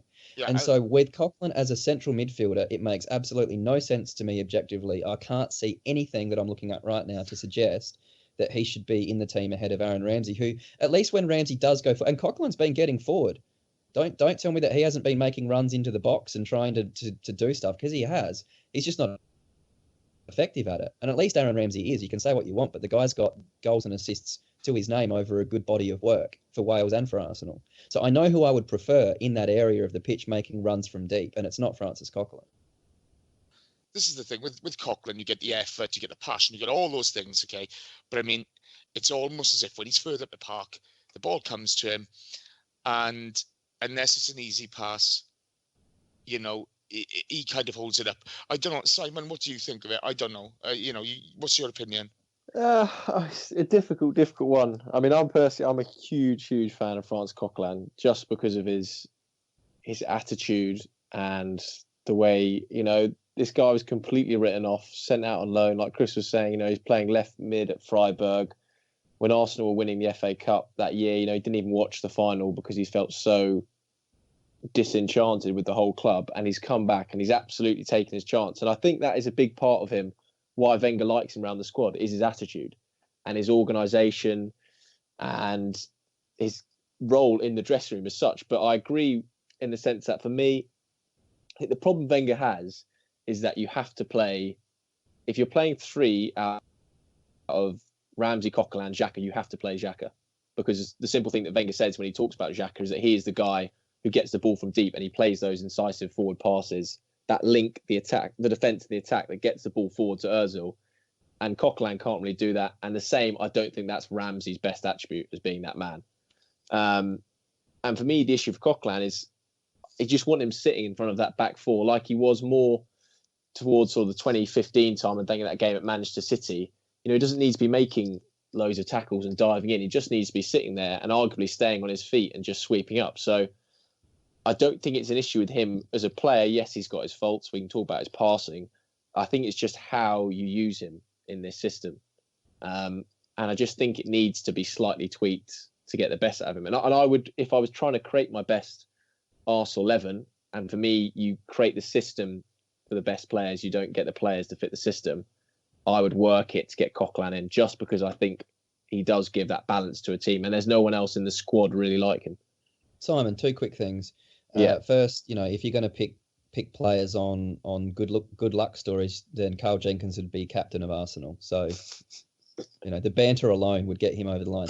But the other question would be, would you swap the Coquelin and Xhaka roles a little bit? Because there is absolutely no doubt, looking at what I'm looking at, Coquelin is really high up the pitch for his average position in these games. Xhaka is more defensive. And you look at their passes, he is definitely the defensive one of those two. Would you rather swap them around and have Xhaka playing further up, or is it a case of one or the other? Yeah, you could maybe swap them. I mean, ideally for Coquelin, I think he'd be best in a midfield three rather than a 2-3-1 as we play at the moment. But I would perhaps try and bring Coquelin further back. But then Xhaka further forward, he isn't the most mobile player. And I think when he's higher up the pitch, he's probably not as effective. And it makes it difficult. But I think you need to have Coquelin in there for the balance he gives. And to be honest, it's a pointless debate because Wenger won't play Xhaka and Ramsey together. So he did I'd be very surprised if those two played together. I think that it'll happen. I honestly think that it will. Ramsey hasn't played much football this season, and he's had a broken toe. I genuinely do think that the Xhaka this is just based on absolutely nothing, by the way. But I think when you talk about balance, I don't think Xhaka and Coquelin are balanced. That's basically what I'm saying, is because Xhaka is the defensive one, which forces Coquelin to be more central and higher up, and he's not effective at that at all. So I don't think it is balanced. I think that. I mean, Ramsey, you think Ramsey's the better at going, like, hunting the ball and winning? Yeah. I mean, look, 14 ball recoveries against PSG. The whole defensive, the whole defensive thing though. You lose shape when that happens, I think. But Simon, where have we had shape in the midfield this season? Yeah. I mean, Coquelin's doing the same thing that Ramsey gets belted for, where he is running forward and he is trying to get into the box and he is up quite high, and so he is getting bypassed a lot.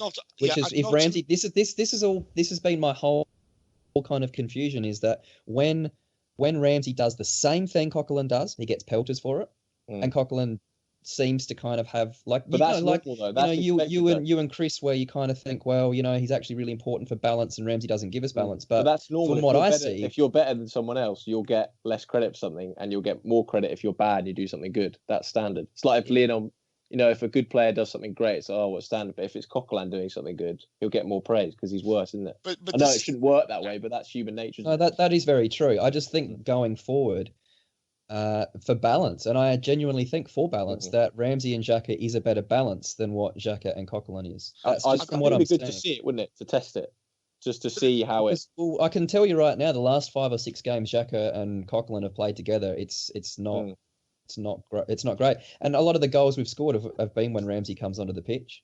I just feel Wenger won't do it. I just think he won't. I admit it'd be nice to try. He did it against Basel. I mean, that's a dead rubber game, isn't it? It's like a friendly almost. Yeah, but it wasn't a dead rubber game because it's a game that got us through to... And we played a strong team there. Yeah. The only reason Coquelin didn't play is because he was suspended. Is that not right? I don't know. But the thing is, it doesn't matter who we've played, whether it be Coquelin and Elneny, Xhaka and Elneny this season, okay? Our midfield has not had shape to it. It has not been organised. Now, I do take your point, Si, that I think Coquelin's a great organiser, but when he's in a deeper role, when he's up top, he doesn't have time to do that, and he's ineffective. And this is my problem. You say he brings balance. He's not bringing any balance up top, further up the park. He's not bringing any balance to it. And so, I love Francis Coquelin. You talk about the good luck story he's had and what have you. I totally agree. I think, he's a great credit to him. I think, he's one of these players, he represents the club with pride. He really does.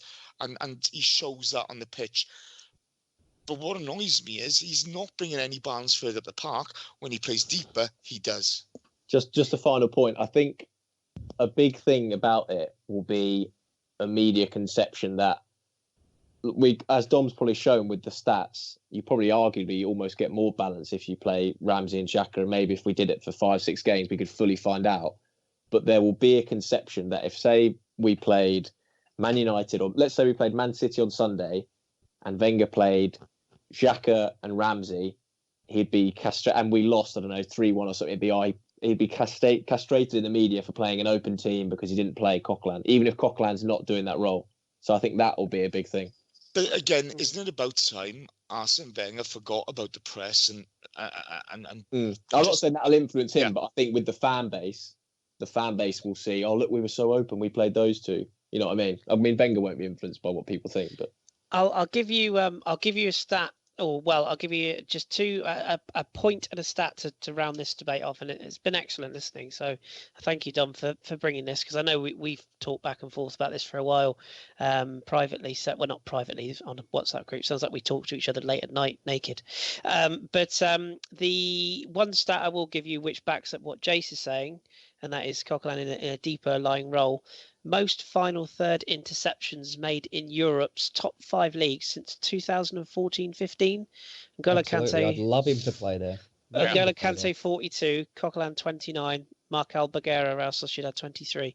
So I mean that backs up that stat you say there. Agreed. And the only other sort of point I'd make is ask Real Madrid fans what Real Madrid are like without Casemiro in their side, and watch Casemiro fall over the ball and gift Deportivo a goal last week. But he's still crucial because, and again, this backs up what Dom said earlier, the partnerships. He plays with Toni Kroos. And when Coquelin's with Santi Cazorla, for me, that is the best we've got. Santi but when he's not there, exactly, when he's not there, we've got to find that balance. And it's just me personally, I prefer Xhaka than Ramsey there. This is the thing. The only time I've been annoyed with Francis Coquelin, I'm not on. We were awful in midfield. He was awful on Tuesday night. I wasn't annoyed with him. Okay, I was not annoyed with him because he does not go on that pitch to mess up. He's asked to do a job and he's doing the job. In the same way, when Rambo plays on the right or the left or whatever, these guys go out and they do the job they're asked. The only time I've been annoyed with them was the North London derby last year when a stupid red card. Beginning the season, Francis Coquelin is going to pick up a number of yellows because he's getting his timing and his eye in. Okay, but that's Xhaka. Yeah, well, another story. But when he's in that defensive position, when his timing is on, there's nobody better at being a destroyer. He's great at it. Agreed. Agreed. Yeah, good debate, chaps. Good debate. I enjoyed that, and hopefully our listeners did too. Because it's always nice sometimes just to drift away from the obvious and bring up a little topic of conversation. So thank you, Dom. Good debate that, and please do tweet us your thoughts at the AFC podcast if you want to get involved in the old debate. Right. Okay. We're going to cut a couple of the other things I've got written down here short because we don't want to go on forever and ever tonight. But I do just want to touch Never on. stopped us before. No, true that. Ramsey for me, by the way. Who asked you? You just have to be here. Shut up. No. Right, we'll start with you because I just want to kind of bring it full circle onto Sunday's game, Man City away. Danny, just want to touch a little bit on very sort of short thoughts from you all about whether you can see us winning this game and what you think the sort of keys to winning this game are. I certainly have my thoughts. #cult of Pep. And I also want you just to touch on encouraging our performers because our players to perform. Let's get it right. Because obviously we've seen the debate and I had my view on the radio show, Danny, which you'll have known from the week. I do not have any time for these people that out players on social media and castigate them publicly, abuse their children, have abusive words for their children. It's just not even worth giving it the airtime. But on the flip side of that, how important is it that you think we need to get behind the team Sunday and continue to get behind the team? Because let's not forget, this time last season, we were going to burn the stadium down. It was that bad. I think while we're talking about this time last season, Simon, weren't we 1 point worse off this time last season? Yeah, we're 1 point better off this season. Bloody hell. It was I think it was Leicester were ahead of us by a point. So the table last year. We all know how that turned out. Luckily for us, Gundogan, who's one of the wasn't he German Player of the Year last season or something like that? He's picked up an injury and he's out for Man City. Fernandinho, who has been their linchpin, he's been their cock of last season for them. Aguero, their best player by a country mile. Vincent Kompany permanently injured. I'm fitter than he is, so they're all out. They've not had a fantastic run of late. I mean, they beat Watford, but Watford are one of them hot and cold teams. And before that, they lost to Leicester at home away, and then they drew with the mighty Celtic at home, and then they lost at home to Chelsea. So they're there for the taking, and I wouldn't put it beyond Arsenal to go there and to maybe, I'm not sure if I'd tweak the nipples of fate and say that we'll beat them, but I wouldn't be surprised because it's usually Aguero that is the one that scores all the goals for them, turns his inside out of his skills and his pace and his willingness to shoot from anywhere. But they're only 1 point behind us in the league, 5 difference on goal difference behind us. I think we can, if we go there and get a draw, I'll be quite happy. But we've got quite an injury list like we were talking about earlier. And so I think it all depends on who we're going to play at centre-back. I wouldn't play Gabriel at centre-back. I'd rather play Holding than Gabriel because Holding's just, I think he is a future young player and I don't want him to be like so many young Arsenal players that don't get enough chances and when they're really, really good and end up leaving. Not that that's going to be on the horizon for another couple of years, but the more games he plays, the better he's going to get. The more games Gabriel plays, the more I get grey hairs in what's left of my bleeding baldy head. So yeah, I think we can go there and we can get a result. But I know we're talking about Man City at the moment. The one that worries me is West Brom the week on Monday. Oh, I mean, is there an entire week gap between that? It's at home as well, isn't it? So I'd be more worried if we were going away now. Yeah, that's Boxing Day, isn't it? 8 days later. Yeah, Boxing Day. So we've got a bit of a gap between those. We've got 2 home games in a row, West Brom and Palace. But West Brom on a hell of a run at the moment. They're up to the dizzy heights of 7th in the Premier League. They've had 1 loss in their last 6. In fact, they've got almost the same record as we've got. Yeah, they've got exactly the same record as we've got. 1-3, drawn 2, lost 1. So no, they haven't. I've read that wrong. They've won one scored more game. More goals than Man United as well. Yeah, they've got 23 goals. Man United have scored 22. And they've only conceded 19. So that's going to be another big worry because in the past they have been a bit of a bogey team for us if we'd taken them too easily. But Man City, yeah, we can go there. We can get something. But you just know all those wanky fans that sit behind their phones because they can't afford computers and they just cunt everybody off the entire time. You can't do bet yourself. Shut up. Fucking mongs. If you had half the talent, you'd be a professional footballer yourself. And they're a professional moron. That's all they can do. It's just ridiculous. It's really winding me up. Agreed. I've got a special question I'm going to say for Dom in a minute, so I just want to get Jason Simon's view as well. Jason, we'll start with you. Do you want to see us go up to City and play it not cautious, but do you want to see us go up there and kind of feel our way into the game and maybe adopt the defensive organised approach that saw us get a result last season, or was it 2 seasons ago? I forget now. Or do you want to see us go up there and take the game to them? Which sort of side of the fence do you sit on? If I'm honest with you, I think if you look at when we're most effective, it's when we're brave. Okay, it's not when we are holding back. Yes, when we have been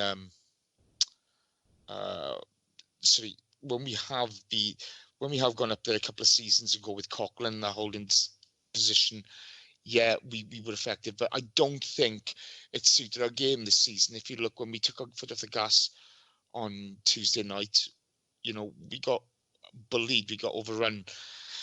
For as much as they'll have Fernandinho out, Gundogan out, and Aguero out, they'll have Yaya Toure, coming on, flobbering about and being able to knock a screamer from 30 yards. I think we've got to go at them. That defence has looked really leaky. They showed the positioning of Kolarov and Sanya. Stones took a lot of stick last week. But, he was left on his own for vast periods of that game with those two going walkabout. Yes, the back pass was horrific. But I think, that defence is there for the taking. And I think we should go for the jugular on them because, when we play with a bit of pomp, when we play attacking football, we look really good. Yes, we're away from home, but they've got some big names out. And, if we run Yaya around and he's not going to last 90 minutes, is he? He's just not. So take out the threat, nullify it by going for them. That's my opinion. Well said. I'm with you. And Simon, just to wrap up Man City before we move on to the question for Dom, you obviously, I would imagine through your job and through sort of covering different teams against Man City, you would have seen a fair bit of them. I know you've read Pep Guardiola's book. My views. I'm very much on the fence or on the viewpoint, shall we say, that I'm not convinced by Guardiola. I think there's an awful lot of smoke and mirrors about what he has done, given what he's had available. But that's just me. But are you particularly concerned by the fact that A, they got a clean sheet, albeit against Watford the other night, and B, that he is obviously a very good manager? Do you think that he might have a plan for this game that will ultimately nullify us, given the fact he hasn't got his strongest players available? I'm a huge Guardiola fan, so I'm quite contrasting to you.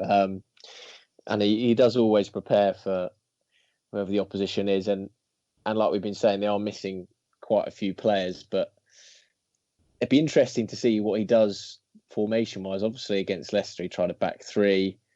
He's got a very good record against Arsene Wenger with Bayern Munich and Barcelona. Obviously, this different group of players, not quite the same calibre. I just think Wenger, as Jay says, he wants us to go be brave in there, but we so rarely change how we play. And if I was Wenger and attacking this match, I'd really just sit back and watch Chelsea's performance there and watch Leicester's performance against them. And I think that's the way to go. I think we're going to have to let City have the ball, let them have as much we want, and just try and soak it. And then when we get a chance, be direct, play on the counter, get it to Xhaka. Let's play Walcott, let's play Sanchez, let's play Iwobi, and let's go quick over the top and try and hit them that way. I think that is the way to do it, because if you go toe-to-toe for them and try and outplay them, I don't think we'd beat them.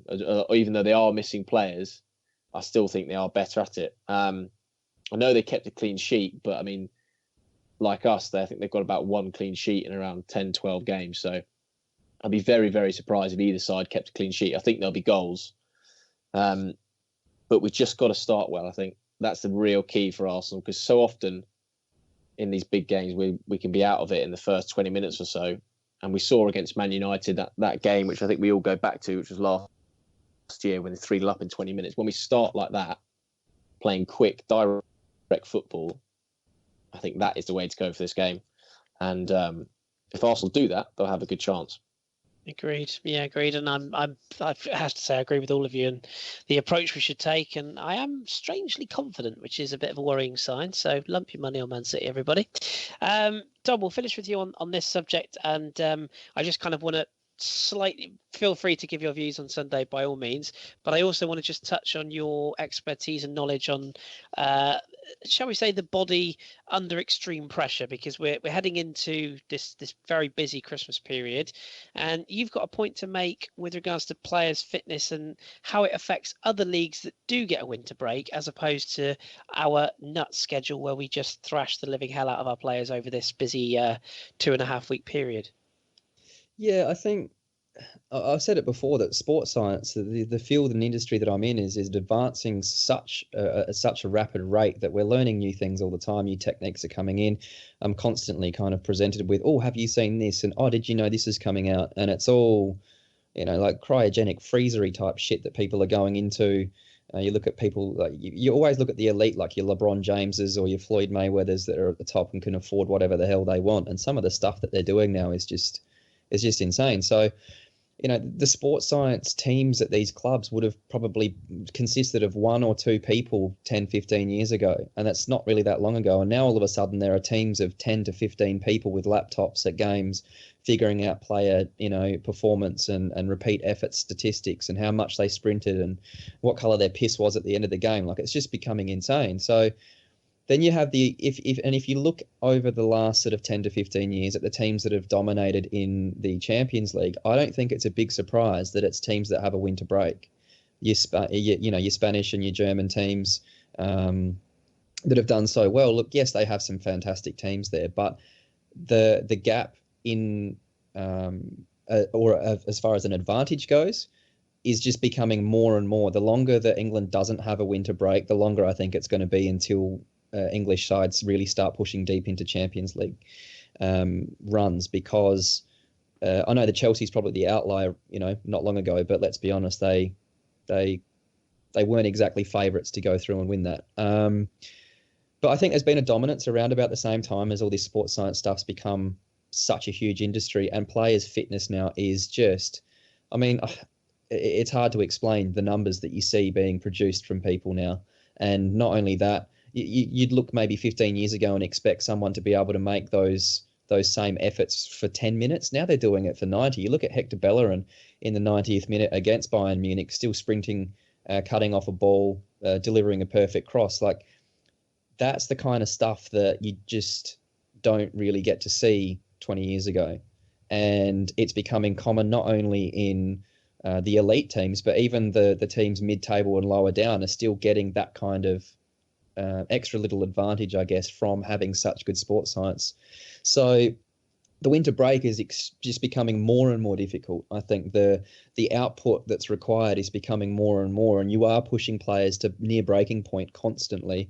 And this is where maybe the manager does need to change his ways a little bit, because it's not 15 years ago and you can't keep playing the same team every week, regardless of if it's a winning team and regardless if it's something that's working at the time and you don't want to disrupt the balance of the side. Basically, you're going to get another Santi Cazorla situation, and we've seen it happen too many times, and it's cost us a chance at winning the Premier League too many times. And we've just seen Mustafi go down with a soft tissue injury. I'm not sure what's happening with Aaron Ramsey. I've got a funny feeling he's just trying to, get over his broken toe. If not, he has a little bit of I think he complained about maybe having a bit of a hamstring issue. So there's another one where you're starting to get these players that are already have had issues before. Alexis obviously had some issues recently, and they're just being pushed and pushed and pushed and pushed. And this is where you have an Olivier Giroud on the bench. I'm not saying that he should start this week against Man City, but there's going to be games coming thick and fast. It's going to be very interesting to see if the manager puts an in-form Alexis Sanchez on the bench against his wishes, because you know that Alexis is going to want to play, and gives Olivier Giroud a start and actually gives Alexis a rest. Is he going to be able to do some similar things with some of the other players that may need a little bit of a break? Monreal, put Gibbs in, the centre-back partnership. Do you want to break that up, or do you want to have another Mustafi incident? I mean, it's going to become very, very interesting for me watching the team selection over this little period for sure. Yeah, agreed. And we will indeed watch with a keen eye as to sort of see. And you look at our fixtures, it's not the most straightforward, but equally it's not the most challenging either. So let's hope we can get through it with clean bill of health and 3 points. Right, we'll draw a line under that segment for this week in this podcast then, and we'll turn it over to Danny with a selection of our fine listeners' questions. Danny, over to you. Ah, jubbly. Right, I'll start off with you, as you've given this bloke a non-contract job with the radio. Mm-hmm. So he's still on. Is it trial? Could he leave us on a free transfer to someone bigger if he wanted? Josh? No, it's a loan deal with a view to a permanent transfer. So we get first option basically. So we're going to stitch him up and pay him bugger all. Lovely. He says, when teams set up to stifle our midfield, should we be looking to bring in Giroud earlier in the game? And do we have the right offensive skills in our attack to fully utilise him? And there's more in brackets. Mainly thinking of lack of quality crosses and whether we have that in the squad or need to outsource in Jan. What do you think? That's kind of 2 questions in one, isn't there? Thank you, carpenter Josh. No. Well, it is a fairly short answer, really. I'm not one of these people that bangs this substitution drum mercifully. Merciful. That word. Unrelentingly. That'll do. Thank you. I don't really bang that drum too hard because I'm of a great belief that the manager. Even with your boots on. No. Thank you. The manager clearly believes that in his tactics, his ideas, and he believes that the players he selected can do the job and can get it done within a set period of time. And I think substitutions for him they rarely are to affect the game. They're more to see the game out or chase a game. I don't think they're ever sort of done on a neutral basis, like as Tuesday proved. So I do think Giroud probably could do with some more minutes. I do think that there is. I do think there should be a bit more flexibility in when we bring him on, because we can change our whole system when we bring him on. And you don't have to take Alexis off. You can sacrifice one of the holding midfielders, you can sacrifice a wide player and change the system. And it's proven this year by playing Alexis up front, where we're doing something different, teams can't deal with it. So if all of a sudden we unpredictably bring on Giroud after, say, 55, 60 minutes and change it radically, teams might not be able to deal with it. So, yeah, I see Josh's point, and I do think there's something in that. As for buying somebody to do that job, I think we've got the players there. It's just how we utilise them. Right, as we've got 15 questions, each one of you will get 5 questions each. So the next one is from Gazman Jones. I think I'm going to give this one to Simon, looking at the next few questions. The abuse of Iwobi was uncalled for totally ridiculous. See, Gazman always starts off with a sensible point. You think, oh, this is going somewhere. With that in mind, he leading us down this alleyway, and on a boot scale of 1 to 10, 10 being Martin McFly's boots and 1 being Hitler's, where does Kris's sit? See, he's bowled you a googly there. You thought it was going to be a sensible question. Oh, they're absolute Marty McFlys. It's just so space age. With Cuban heels. Oh, excellent. Well, I don't see Cuban heels. I just think of The Office when he walks in with those boots on with the heel. You watched that the other night. How was it? I did. No, I haven't seen the film yet, but I've been watching The Office back, and when he walks into the office with them on and just puts his feet up on the desk. Do you want me to do that on a radio show at some point? Oh, you could well do, and then fall over backwards. Right, this next question is going to go for Jace, because Jace likes this person. From Jeff Barker. Jace, you ready? Yeah. He says, Portland shut down today with snow and ice. Took me 6 hours, I think it's more of a statement, and 2 sets of snow change to get home to my girls. I've never been more grateful than to listen to you guys talk shit as I sit through idiots on ice. Cheers and thanks. What have you got to say to that? Well, I replied to him earlier on for the podcast account. You favourited it twice. Yeah, I did. He's a good guy. But I tend to think that if you're listening to idiots, then dealing with idiots when you're on the ice is a little bit easier. So, Idiots on ice. There you go. That's an Xmas special for the kiddies. You joke. That'll be on bloody BBC this time next year. Idiots on ice. A parody. Dom, you're a bit of a fan of the Draxler, aren't you? Oh, no. Don't do it, Danny. Jason Laguna says, this is for you, Dom. Is Draxler just a YouTube star or can he cut it at Arsenal? I've not watched enough German football to know. Well, there's two amazing things there.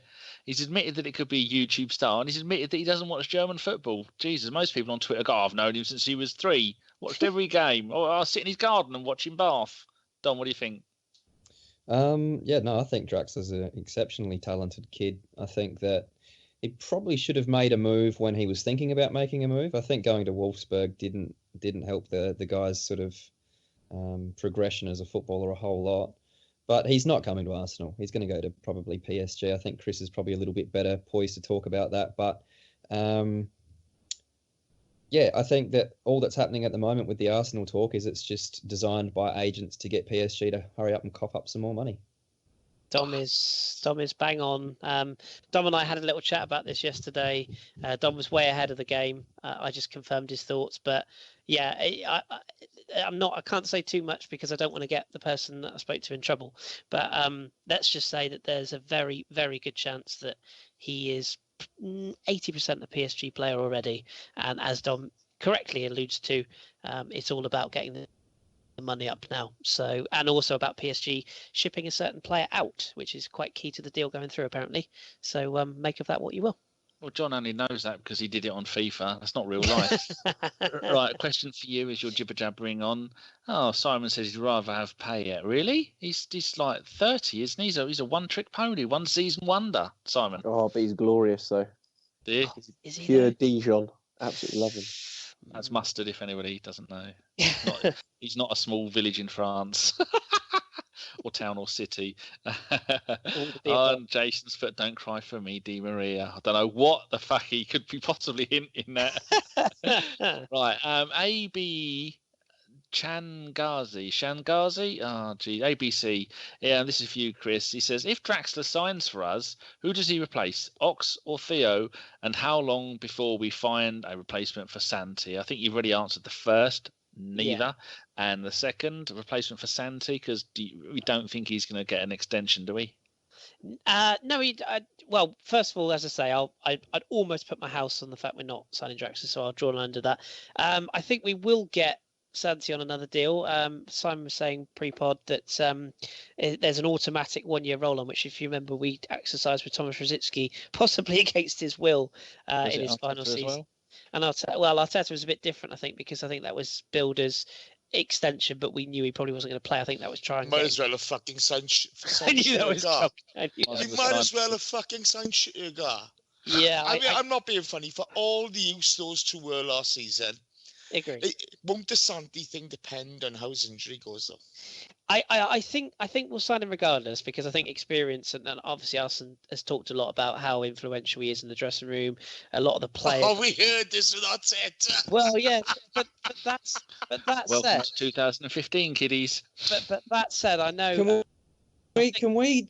Sorry, but all of this. Oh, he's great in the dressing room. He's great in the dressing room. How about we have some players that are great on the pitch? That are actually able to, like Jay said, manage games and things. It's like it's all very good and well that Arteta was great in the dressing room, but bloody hell, how many great dressing room players do we need? We need a few more great pitch players. You listen to Wenger talking about and other players talking about the 09 to 12, 13 period. The biggest thing they say is about the dressing room being shocking. You got to have and getting rid of the Gallas's and the Nasris. Yeah, but guys. No, I totally get that. You're telling me there's any harm if we bought replacement for Santi in the summer of 2017? You telling me there's any harm? Absolutely not. Absolutely not, Simon. I 100% agree with you. What I don't want to see is a situation where Santi Cazorla gets to decide whether he signs or not, because he will decide if he thinks he's fit enough, like Arteta did, and we don't sign a replacement and put all our eggs in that basket. That would be suicidal. Yeah. If Santi is fit, sign him. Great, okay. But if he's fucking not, you bin him. You bin him because don't bin him. You sign someone else. You sign somebody else. But that's the point, okay? Because last season you can, for all this business of, when Santi Cazorla got injured, we lost the title. No, Sanchez got injured on the same day, okay? And Coquelin. And Coquelin. That's a bullshit, okay? But the problem was we had two guys we'd signed for an extra year in Arteta and Rosicky, who contributed nothing to the season. Okay, and Matthew Flamini, God love Matthew Flamini, but he just wasn't up to the job. So, boys, it's about time we stop pissing about. The dressing room is fine, apparently. They all get on well. We don't need another player who's just there in the dressing room. Like Dom says, we need him on the fucking pitch. Pay as you play is always an option as well. But Flamini scored that goal at Spurs, so. Yeah, so it's fine. To answer the second part of that gentleman's question, Danny, I still very much admire the young boy at Nice, Cosiello, but I think it looks like he's off to Milan. And the one thing I worry about him is his stature. The one player I'd take a real gamble on, and it is a gamble given the fact that he has only performed in the French league, whatever you think of it, Corentin Tolisso at Lyon. Hands up if anyone's heard of him at home and in the tractor. Simon's heard of him. Didn't he almost go to Napoli in the summer? He did. Don't encourage him, for fuck's sake, Simon. he's and before everyone jumps on as well.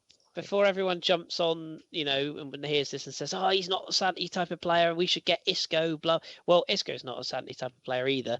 And the thing with Tolisso is that he's played 4 different positions for Lyon. He's technically very good. I think he's only 22. I think from memory, I'll have to check that. And he's a player that I think Arsene Wenger would absolutely love working with because he's so adaptable. He's very, very clever on the ball, and I think he would fit. And of course, he's French. How could we forget?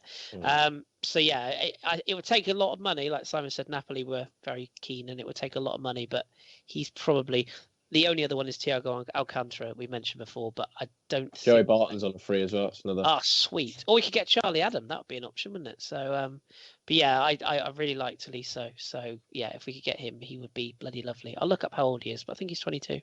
Isn't it ironic in an Alanis Morissette kind of way that the reason why we kept Arteta at the club last season because he is great in the dressing room, and now he's got a chance to be great in the dressing room as a coach, he's fucked off to Man City. Club. Yeah. That's because we didn't give him a job. So exactly. I think we signed him on. Yeah, he is 22, by the way, Tolisso. I think we actually. I don't know if Simon knows any intel on this, but I have the funny feeling that we signed Arteta to that 1-year deal with the view part that he'd play a bit part role and do his badges as he did because he was training with the Welsh team, wasn't he, Jace, last year? And I think the idea was trying to get a game. He was going to be a youth coach, I think. That was exactly. He did his badges there, same as Henry. But we almost did a Vieira, and we didn't give him the job we wanted, and then he. When does Wenger ever let anyone former player come close to him? Never does it. Steve Bold. Yeah. Yeah, but that was again. He was promoted all the way from. But this is how often do we? When was the last time you heard Arsenal hiring a new coach? It's part of the problem, I think, with the coach. I don't disagree with you, but at the end of the day, he's the manager. He's the one who gets the stick, okay? For all this business of Henry should be brought in or ex-players should be brought in. I think you need to freshen up the coaches. I think it's an issue. Yeah. I don't disagree with you, but he lives and dies on his own decisions, doesn't he? True. And this is the thing. Bobby Pires is around in training all the time. Jerry Payton's there, so. And who's the youth team coach now? Andreas Jonker's the head of the academy. Freddie's doing some of the kids. It's Freddie's doing rephrase that. He's not doing some of the kids in light of recent events. He's training some of the youth team. He does the under 15s, I think, Freddie. That's the one. But it's the point. Don't these guys, regardless of how great, not all great players make great coaches. It's one of those. I don't disagree with you on maybe the coaching staff needs freshening up, but for all this jumping on the bandwagon of he should be in, we should get him, we should get so and so. It's not always the right fit as well. Yeah, and he's mates with Pep anyway, and so. One thing I will say, irrespective of his ability or lack of ability to play in his final season, I personally think he's going to make a hell of a coach one day. So I'm quite annoyed that we. Well, he could have gone to Spurs, so he was off the job. That's a very good point. Yeah, I think he's going to be a really, really good coach. He's got all the temperament and everything you hear about. And hair as well, hasn't he? Got hair. And hair. The hair is wonderful. Carpenter, button it. Sorry. Next question is going to go to Dom from Ivor Cannon. Says, social media, are we ignorant to the fact it can damage a player's confidence to play or a desire to stay at the club? I would say yes. I will say that I think in general, sports fans across all formats, across all social media, collectively can be pretty fucking horrible and cancerous. Some of the stuff that I've seen from our fan base also, I mean, they're not fans. Like, let's be honest, if you're going to go and tweet a player abuse, you're not a supporter of the club. You're just not. I mean, fuck, even Spurs fans don't target our players like that and abuse players like that. So you may as well lump yourself over there, and you do more benefit being an Arsenal fan by abusing Spurs players. I mean, it's just absurd. I mean, anyone with half a brain cell can look at that and just be embarrassed for the fact that, I mean, these players, whether they run their own social media accounts or not, they hear things, they see. You can hear things at the pitch. You do see and read things on social media. These people, it's everybody thinks that they have a right to abuse somebody because they take like a Wobie missing a chance on goal so personally that he's upset them that they feel that they can then lash out, which is absolutely idiotic. So yeah, I think there is a little bit of that. I think there is a sort of, we're in this weird time now where everybody seems to be able to have their opinion heard, and not everybody should be breathing oxygen, let alone have a device in front of them that they're allowed to speak with. So, I mean, it's pretty disappointing. That is for sure. My favourite one is when they say, "Get out of my fucking club." Yeah. Okay, get out of my fucking club. Iwobi's been playing for Arsenal since he was 7 years old. He's more Arsenal than any of us. And for those people who say it's an easy, or for those who say, oh, well, they're professionals, they've got to deal with it. You imagine if you're sat in an office all day and you've got somebody cutting you off 24/7 sat right behind you, it's going to threatening you as well, and hoping ill will on your family, etc. You'd be straight to HR complaining, exactly. Yeah. So this whole bullshit about, they're professionals, they should know how to handle it, is an absolute joke. They're people. They can handle. You've got to handle the pressure and the melting pot of an atmosphere. But there's an atmosphere and there's abuse. They're two very different things. There's this thing of, what have these people ever contributed towards the Arsenal? Fuck all. Bastard children. Mm-hmm. Yeah. Okay. And yet these players, whether they're good or bad on the day, they make an effort. You can criticize them by all means, dissect their performance by all means. This is what we do. Yeah. But to abuse them and to see some of the stuff I've seen this week, aimed at, Alex Iwobi, has been disgusting. And Ramsey, again, I hate to say his name too often because obviously some Welsh people think, but seriously, we retweeted earlier on, was the Gooner put a tweet up, he put a picture of his son, his little boy on Instagram. Yeah. And some of the things that followed on there, the police should be informed. Is shit that was said. To be honest, it's absolutely fucking disgusting. Listeners to this podcast, I've seen them, call them names and what have you. And let's be honest, it's fucking moronic. It's disgusting. And we have the cheek, Jay, some of our fans, I say we, I don't use that term with us on this podcast, I would hope, but some of our fan base then have the cheek to scream abuse at players for cupping their ears, former players who come back and score against us. These are the same people that wishing death on people like Robin van Persie, who, he left under shit circumstances, that's fine.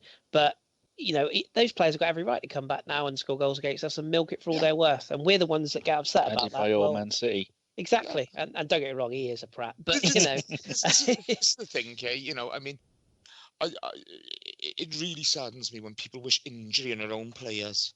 Again, you're not a fan. You're not a supporter of the club. Straight out. If you do that, think that, or say that. If you're sitting there waiting for the team to lose so you can go, told you so, then you're not a fan. You're not a supporter. I saw people actually tweet and when Van Persie had that serious eye injury, and I'm not the biggest fan of the guy since he left, but I saw genuine Arsenal fans saying, "I hope you're fucking blind." I mean, who says that? Seriously? So I want to go back to something that who was it? Dom just said, and if they did that at work, they'd be straight to HR. Not if they went with Jason, he'd be straight down to Do It All. Or in America, he'd be straight down to Home Base for sharp things. No, it's not Home Base. It's what's it called? Home Depot. Home Depot. Home Galaxy Depot. stuff, You fucking mongs. It's depot, not depot. It's a single air, not a double air. Right, Jace, while you're there, this one is from a cheeky monkey called Mike from Gooners in USA podcast. Oh, God. Have they asked you on yet? Oh, I spoke to him the other day, sometime next year, whatever. Ah, good. Yeah. He's actually he says, he spelt your name Jace. First of all, you need to sort that out because it's not, it's Jase. If you have to. He's American, what can I say? I'm surprised he even got the letters in the right order. He probably drew it with his feet. He says, would Jace what? I can't beat that. He says, who would Jace rather spend a steamy night with? Aaron Ramsey, Susan Boyle, or Aaron Ramsey? There was a great answer from James CEO, and he said he'd probably watch Aaron Ramsey making love to Aaron Ramsey. That's as good as Rob Holding. While Susan Boyle filmed it. Right, this next one, we have to get through these quickly because we've been going for ages. And you've got to be going soon, Dom. You got people to go and bend and stretch. No, I'm just worried about Raj's health when he sees the length of the podcast. Right, Jokie's Curran makes a good point. He says, has our fan base always been full of arseholes, or has the advent of social media created them? Hashtag empty vessels make the most noise. It is a recent thing. Back in my day, it was you very rarely heard any kind of shit aimed at the fans. I think the only time in the whole of the 90s was me shouting at Bergkamp, sort your fucking life out, and that was it. I was the only person. We've always been a moany fan base on me, you know. We're moaners. I mean, it's the London club thing. I love it. It's one of the things I really love about it. Okay, we moan about players, but you know, there's a difference between moaning and shouting abuse, isn't there? You know. Oh Jesus! So I'll give one more question to everybody. This one to Kris, don't carpenter it. From Nivek Datadin says, how much of a future has? Oh, it's DATA Din Datadin. I'm sure that's not. Go on. He says, how much of a future has Ozil and Alexis got, knowing they are nearly 30 years old? They're both almost the same age within a few months of each other, oddly. Short answer, they've got at least 3 years at the very top level in both of them, at least. Oh, you answered that a bit quickly. This next one for Simon from Highbury 27. We all know who that is. Isn't that one of the Hardwick twins, triplets? Yes, I think it is. He says, do you think Sanchez and Ozil are stalling on contracts to see what Arsene Wenger's plans are, Simon? Partly, maybe, but I think it's all about money, to be honest. All about the monies. Do you think it's all about money, or do you think it could be a touch of, let's see if we're going to be successful here before we commit our peak years to the club? No, I think it's about money. I think it's largely about money and getting what their age doesn't help, I think. I think if they were 24, it'd be easier, but this is probably their big money contract because Arsenal want them to do a 4 or 5 year deal. It's the Rooney effect, isn't it, Simon? What he did, where his agent went round and calculated. I think they just look at it and they say, look, right, we're about the 14th and 15th best played players in the league. And they're like, we're probably in the top 5 players in the league.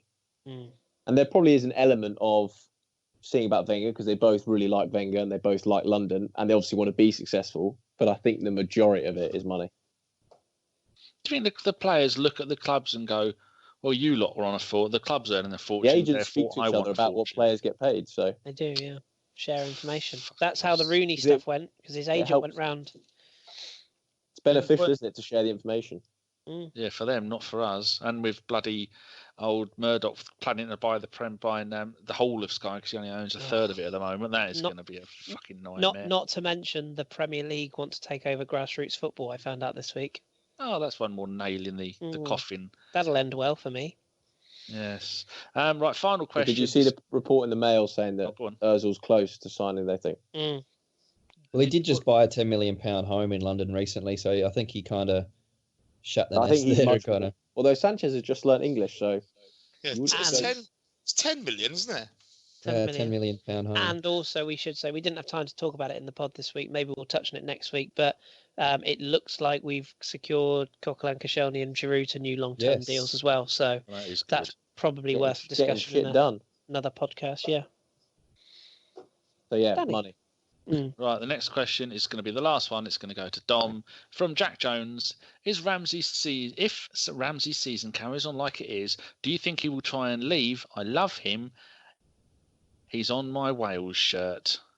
Good choice. It's either him or Bale, and I think I would prefer Ramsey on my Wales shirt. I'd have Joe Ledley because he's got great hair and a shit beard. If the manager stays and the manager wants him and genuinely, like we spent half the podcast talking about this. If if the manager sees a future for him in the midfield, I think that he would be more than happy to stay. I mean, the other thing that I guess Ramsey gets pelters for is this whole he thinks he's bigger than the club rubbish, which I've never seen him complain once about a position that he's played in, unlike Theo Walcott that seems to complain at the start of every year and change again, his mind where he wants to play every half I hour. know. And I mean, nothing against Theo. I like Theo as well, but again, it's just this double standard where this make-believe whinging that Ramsey doesn't actually do. I'm not sure. I mean, if we decide to go another way with the structure of the team and we genuinely don't have a spot for him, then maybe he'll consider his options. But I genuinely think that in central midfield, given enough games, the guy's well and truly good enough to be starting for Arsenal every week. And if he does that towards the end of the season, then I think that he will be staying around. Oh, good. Yes, just typing something. I'm trying to get ahead of myself here. So that was the last question. So all we've got to do now is do the predictions and the gentleman's nod, Mr. Carpenter. Yes. Well, let's rattle through the predictions firstly, and then we can get to the shout outs. So we got Man City. We haven't got another game between then, have we? Yeah. I don't think so. Oh, we don't have to do the West Brom one, do we? Because we'll be back that's before Boxing then. Day. Okay, cool. Yeah. So just Man City then. Right. Let's start with Jace. 2-1 to the Arsenal. And But Jace, Man City have lost 1 in the last 10 home Premier League games, if that makes any difference. I don't care. Let me get 6-0 Ramsey, yeah? 2-1 to the Arsenal, Sanchez. Got Popular. it. Simon. I'm going to go 2-2 and Iheanacho. Hipster's choice. Dom. I'm going to say Man City 2, Arsenal 1. Sorry, and I think Prince Harry, De Bruyne. God, you're so fucking negative, Dom. Whatever. Realistic. Every time we should beat it, the amount of times I've heard, I didn't get to speak about that earlier, but every time they're there for the taking, just like Man United have been for the last 3 years, and we can't fucking beat just them like either. Everton were. Yeah, exactly. When a team's there for the taking, it's like we just don't get it done. So like John Welsh has been recently going out, just not getting it done. What do you mean recently? That's just the whole story, isn't it? And I like what you're doing there. Reverse psychology, predicting we'll lose, so we'll win. I like what you're doing there. I see it. It's good. I hope so. Me too. Danny, have you got one, or do you want 2-0 Ibrahima Nicho? Okay, Kelechi, thank you for that. I'll go 3-3. I can't see either of these teams not conceding goals. 3-3 or 0-0. No, 3-3 because we all know Pep Guardiola's teams can't defend. Yeah, 3-3. I'll go Arsenal to score first and then shit the bed. So, oh god, I don't know who to score. Ox. It won't be Coquelin. No. Actually, no. Walcott. Sorry, I go Walcott. The sort of game that'll suit him. I think that big that pitch. means he might get some milk with his coffee machine if he does. Yeah. Building up them prizes. Boom. Right. Why is there such a big gap between now? We'll be playing on the 26th. Because it's Boxing Day, isn't it? It's just how Christmas Day falls on a Sunday, isn't it? So. Yeah, but West Brom aren't playing. They haven't got any. Oh no, they've probably got an away game, haven't they? I've got it set to home games. Yeah, but there's a massive big gap, isn't there? So if we're playing this Saturday. Danny's OCD's fucking we're all playing on. Oh Saturday, yeah, okay. Sunday. You can't play because. Yeah. Oh, right, so they're having to miss 2 days because you can't play Christmas Eve or Christmas Day. Exactly. Well, there you go. Which is good for us because it gives us a bit of a rest. Anyway, we digress. Shit, they say right. Christmas. That's what they'll do. Fuckers. Right, let's get some shout outs and then get the fuck out of here. Let's start with Dom. Let's start with you. Have you got a shout out this week? Only to John Welsh's subpar beard, still terrible. Put a photo up. Suspiciously ginger. I noticed that. I'm unsure about that. He seems to think that it was just poor lighting, but I think I see a tinge of the ginge in there, and maybe we could get Danny to tweet that picture, and the viewers can decide. Put it on our Instagram.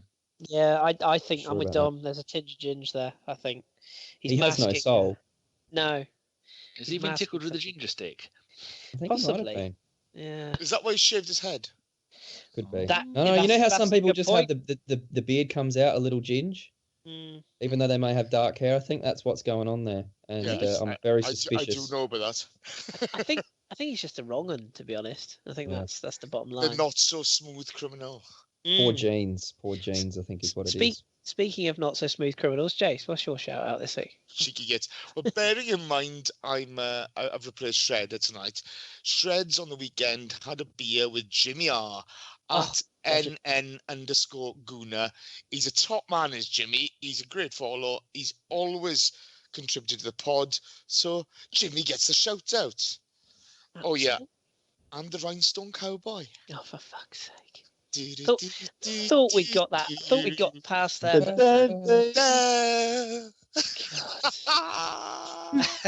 Simon, bring some decorum to this bunch of fannies. My shout out goes to Indie Kris. Billy Ray Cyrus. Fucking airport. No, my shout out goes to OG and Luke for their blog, which is on Bayern Munich, because we drew them in the Champions League and we didn't chat about it, obviously, because it happens every fucking year. But things didn't chat about the pod. It's worth giving the blog a read. A few light-hearted bits in there, and just a good sort of read and setup when we play them in February. So that's worth a read. And also an extra little shout to OG for his sensational hipster Santa beard. I get to see that in the flesh tonight. I'm going to catch up with him for a beer. Just on your fingers. More pictures, please. Oh, and guess what I'll be receiving, Chris? Oh God! Jesus, you're get triple X. Are you getting your shirt? Your polo I shirt? am.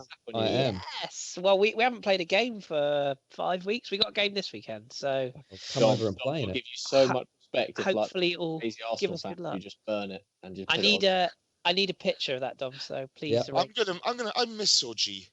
I miss him. Well, I mean, He you sat know, next to me. I'll pass on your well wishes. He's probably Please drunk do. on maple syrup right now, so we're just. Probably.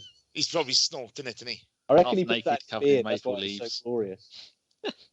He's a glorious man. Yeah. he is a glorious man. Okay. Danny, do you have a shout out? You'd like Yes, to? it's a three-way thing. It's for Mark Kermode, Simon Mayo, and hello to Jason Isaacs. You know they're never going to acknowledge our existence. I'll keep on trying. I know. How Keep do the you dream Snapchat? alive. How do you Snapchat, Chris? You just Snapchat. Thank you. Got there in the end. Okay, I've got two names and a special nod this week. The two names are Mark J. Fine at Mark J. Fine and Jacques Joseph, our Haitian sensation, I think Danny calls him. Yeah, there are a couple of New York runners, aren't they? Oh, one of them's in Jackson, New York. They're joggers. They listen while jogging. They do, and they always tweet about it. Well, especially do. Mark. He always tweets his speed and wing conditions and stuff. And they're both lovely guys. And I also should say thank you to anyone who wished me good luck on my current ongoing job application last night. That's very kind of you all. So everyone who did, thanks very much. Yeah, all two of them. One of which was Indie Kris.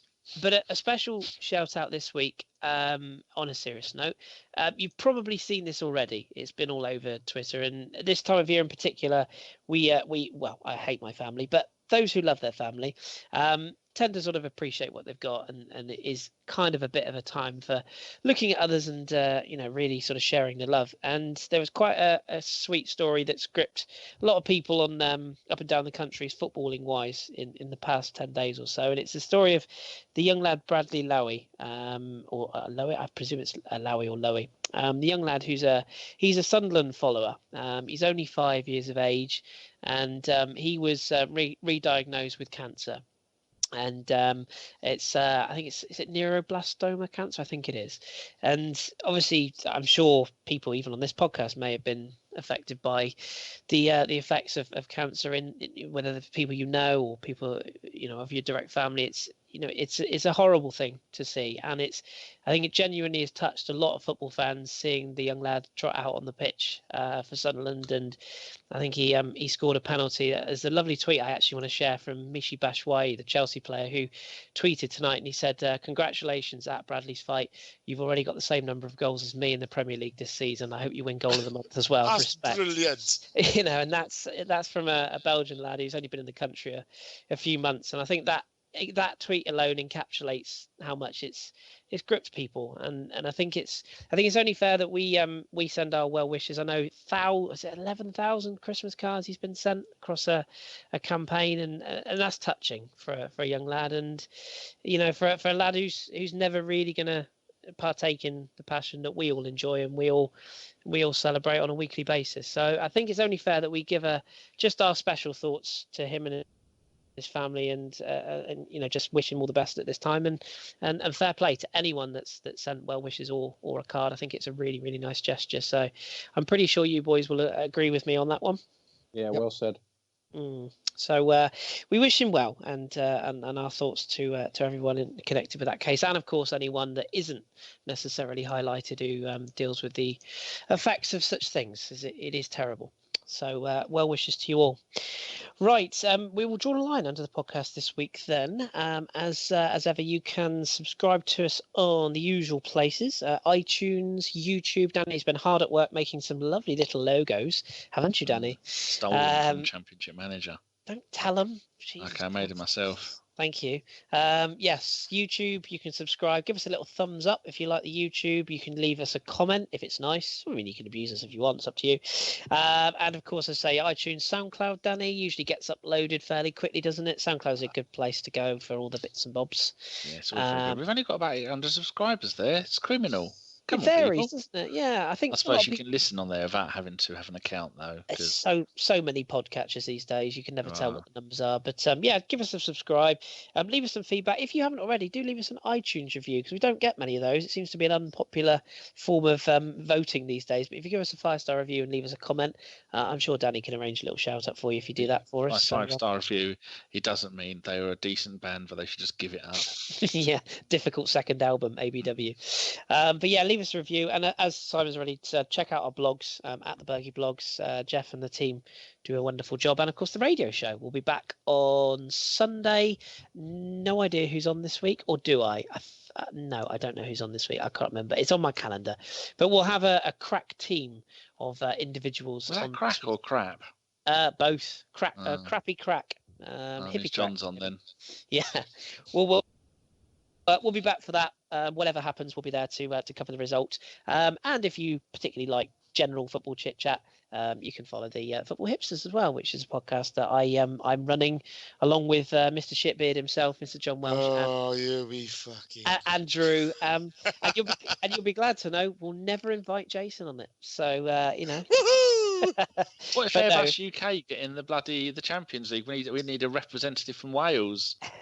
Total Network Solutions, Jace. What if they make it? If that ever happens, they played in the Champions League, not the knockout stage, not the group stages. But he's an expert now. Get him on.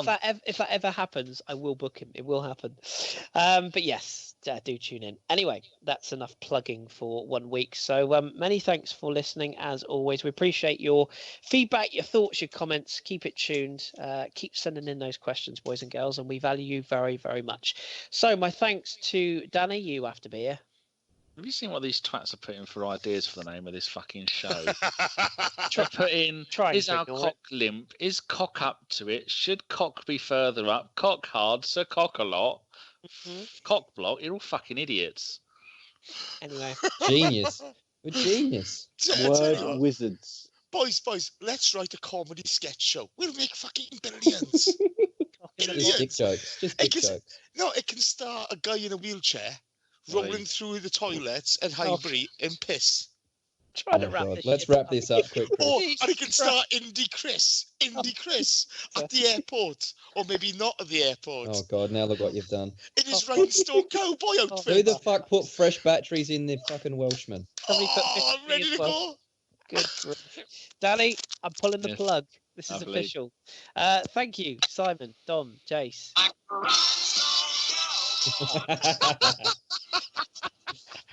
Okay, this has been a Bergkamp Wonderland. Go fuck yourselves. Good night.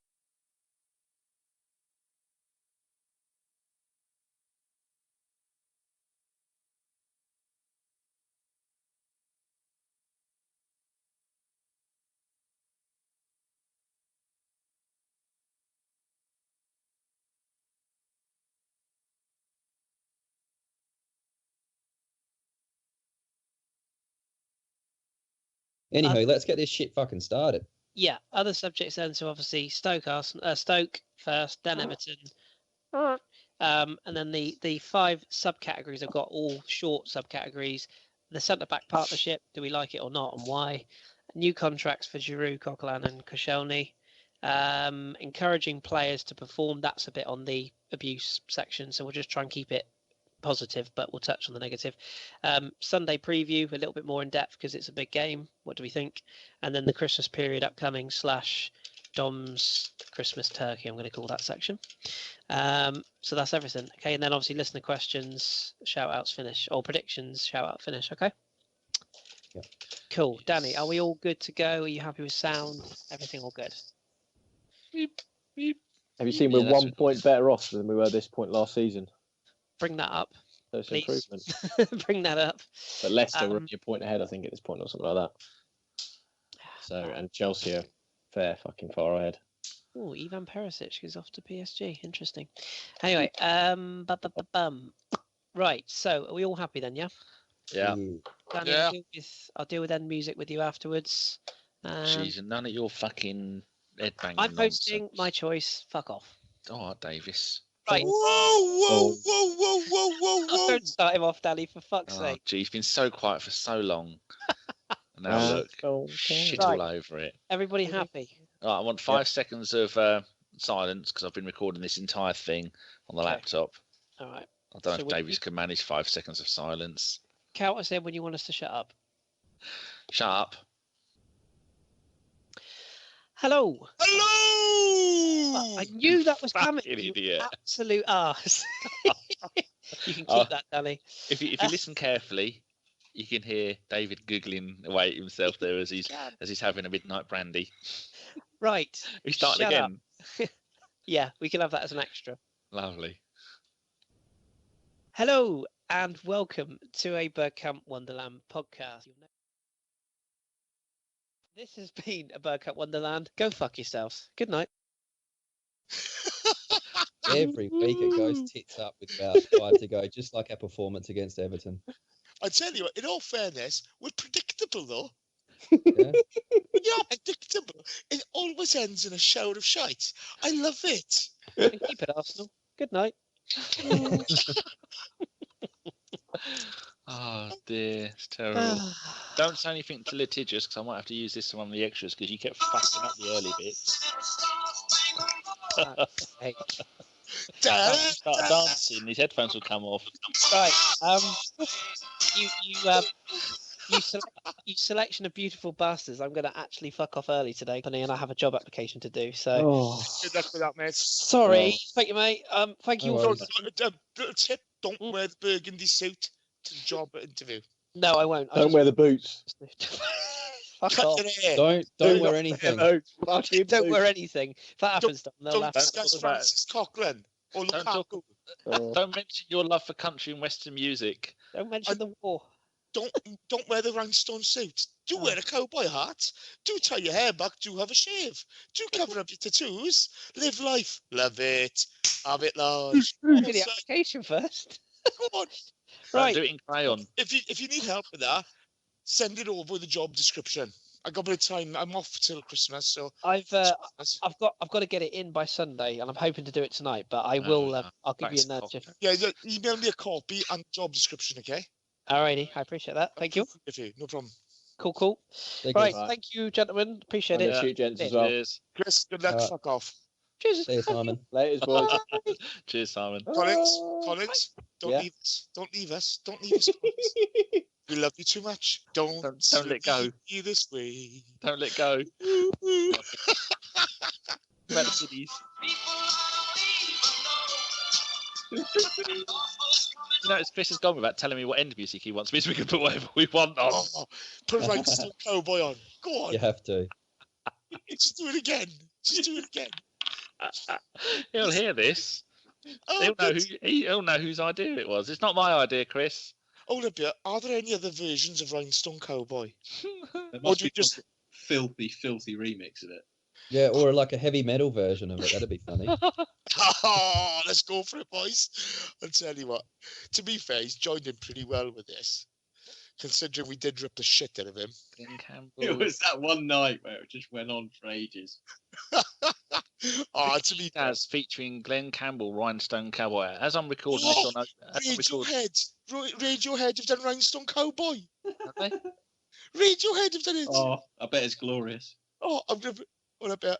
So was Mad Villain. Oh, no, it's got to be Radiohead. Hold up there. Let's get this fucking advert out the way, and you can hear it. Oh, this one is truly awful. Ricky and Baz. No, we won't have Vicky and Baz. That's criminal. It'll just remind Kris of his suit. John Barrowman from Doctor Who, he's done it. No. No, There's a punk cover.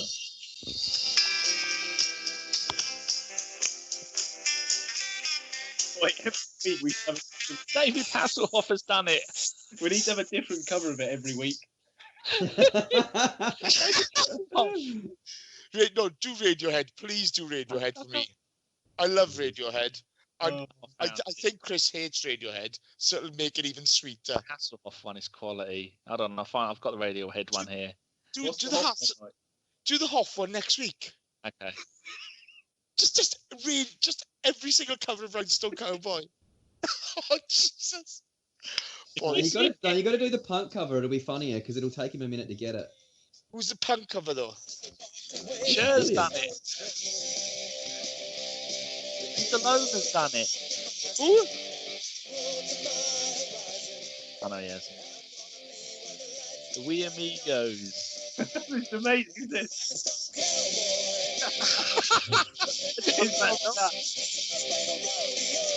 Do that's what you want. Who's it by? Yeah, do that one. It says the Joe Mangles. It's on YouTube. Oh. So what you might need to do is YouTube to MP3 converter and then just save it as an MP3. Thanks for telling me. Oh, we go, the Joe Mangles. Oh, Where do you think?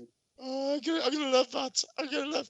You wait till he listens to the pod. That'll be way better than like a normal version of it because it'll take him a second to realise. It'll annoy him more. I do love Radiohead though. That's the problem, and I know that it'll annoy him. You just have a compilation of 15, one after the other. Yeah, put Radiohead on after it. No, do Radiohead next week. It'll be funny. Simon's onto it. That'll be funny.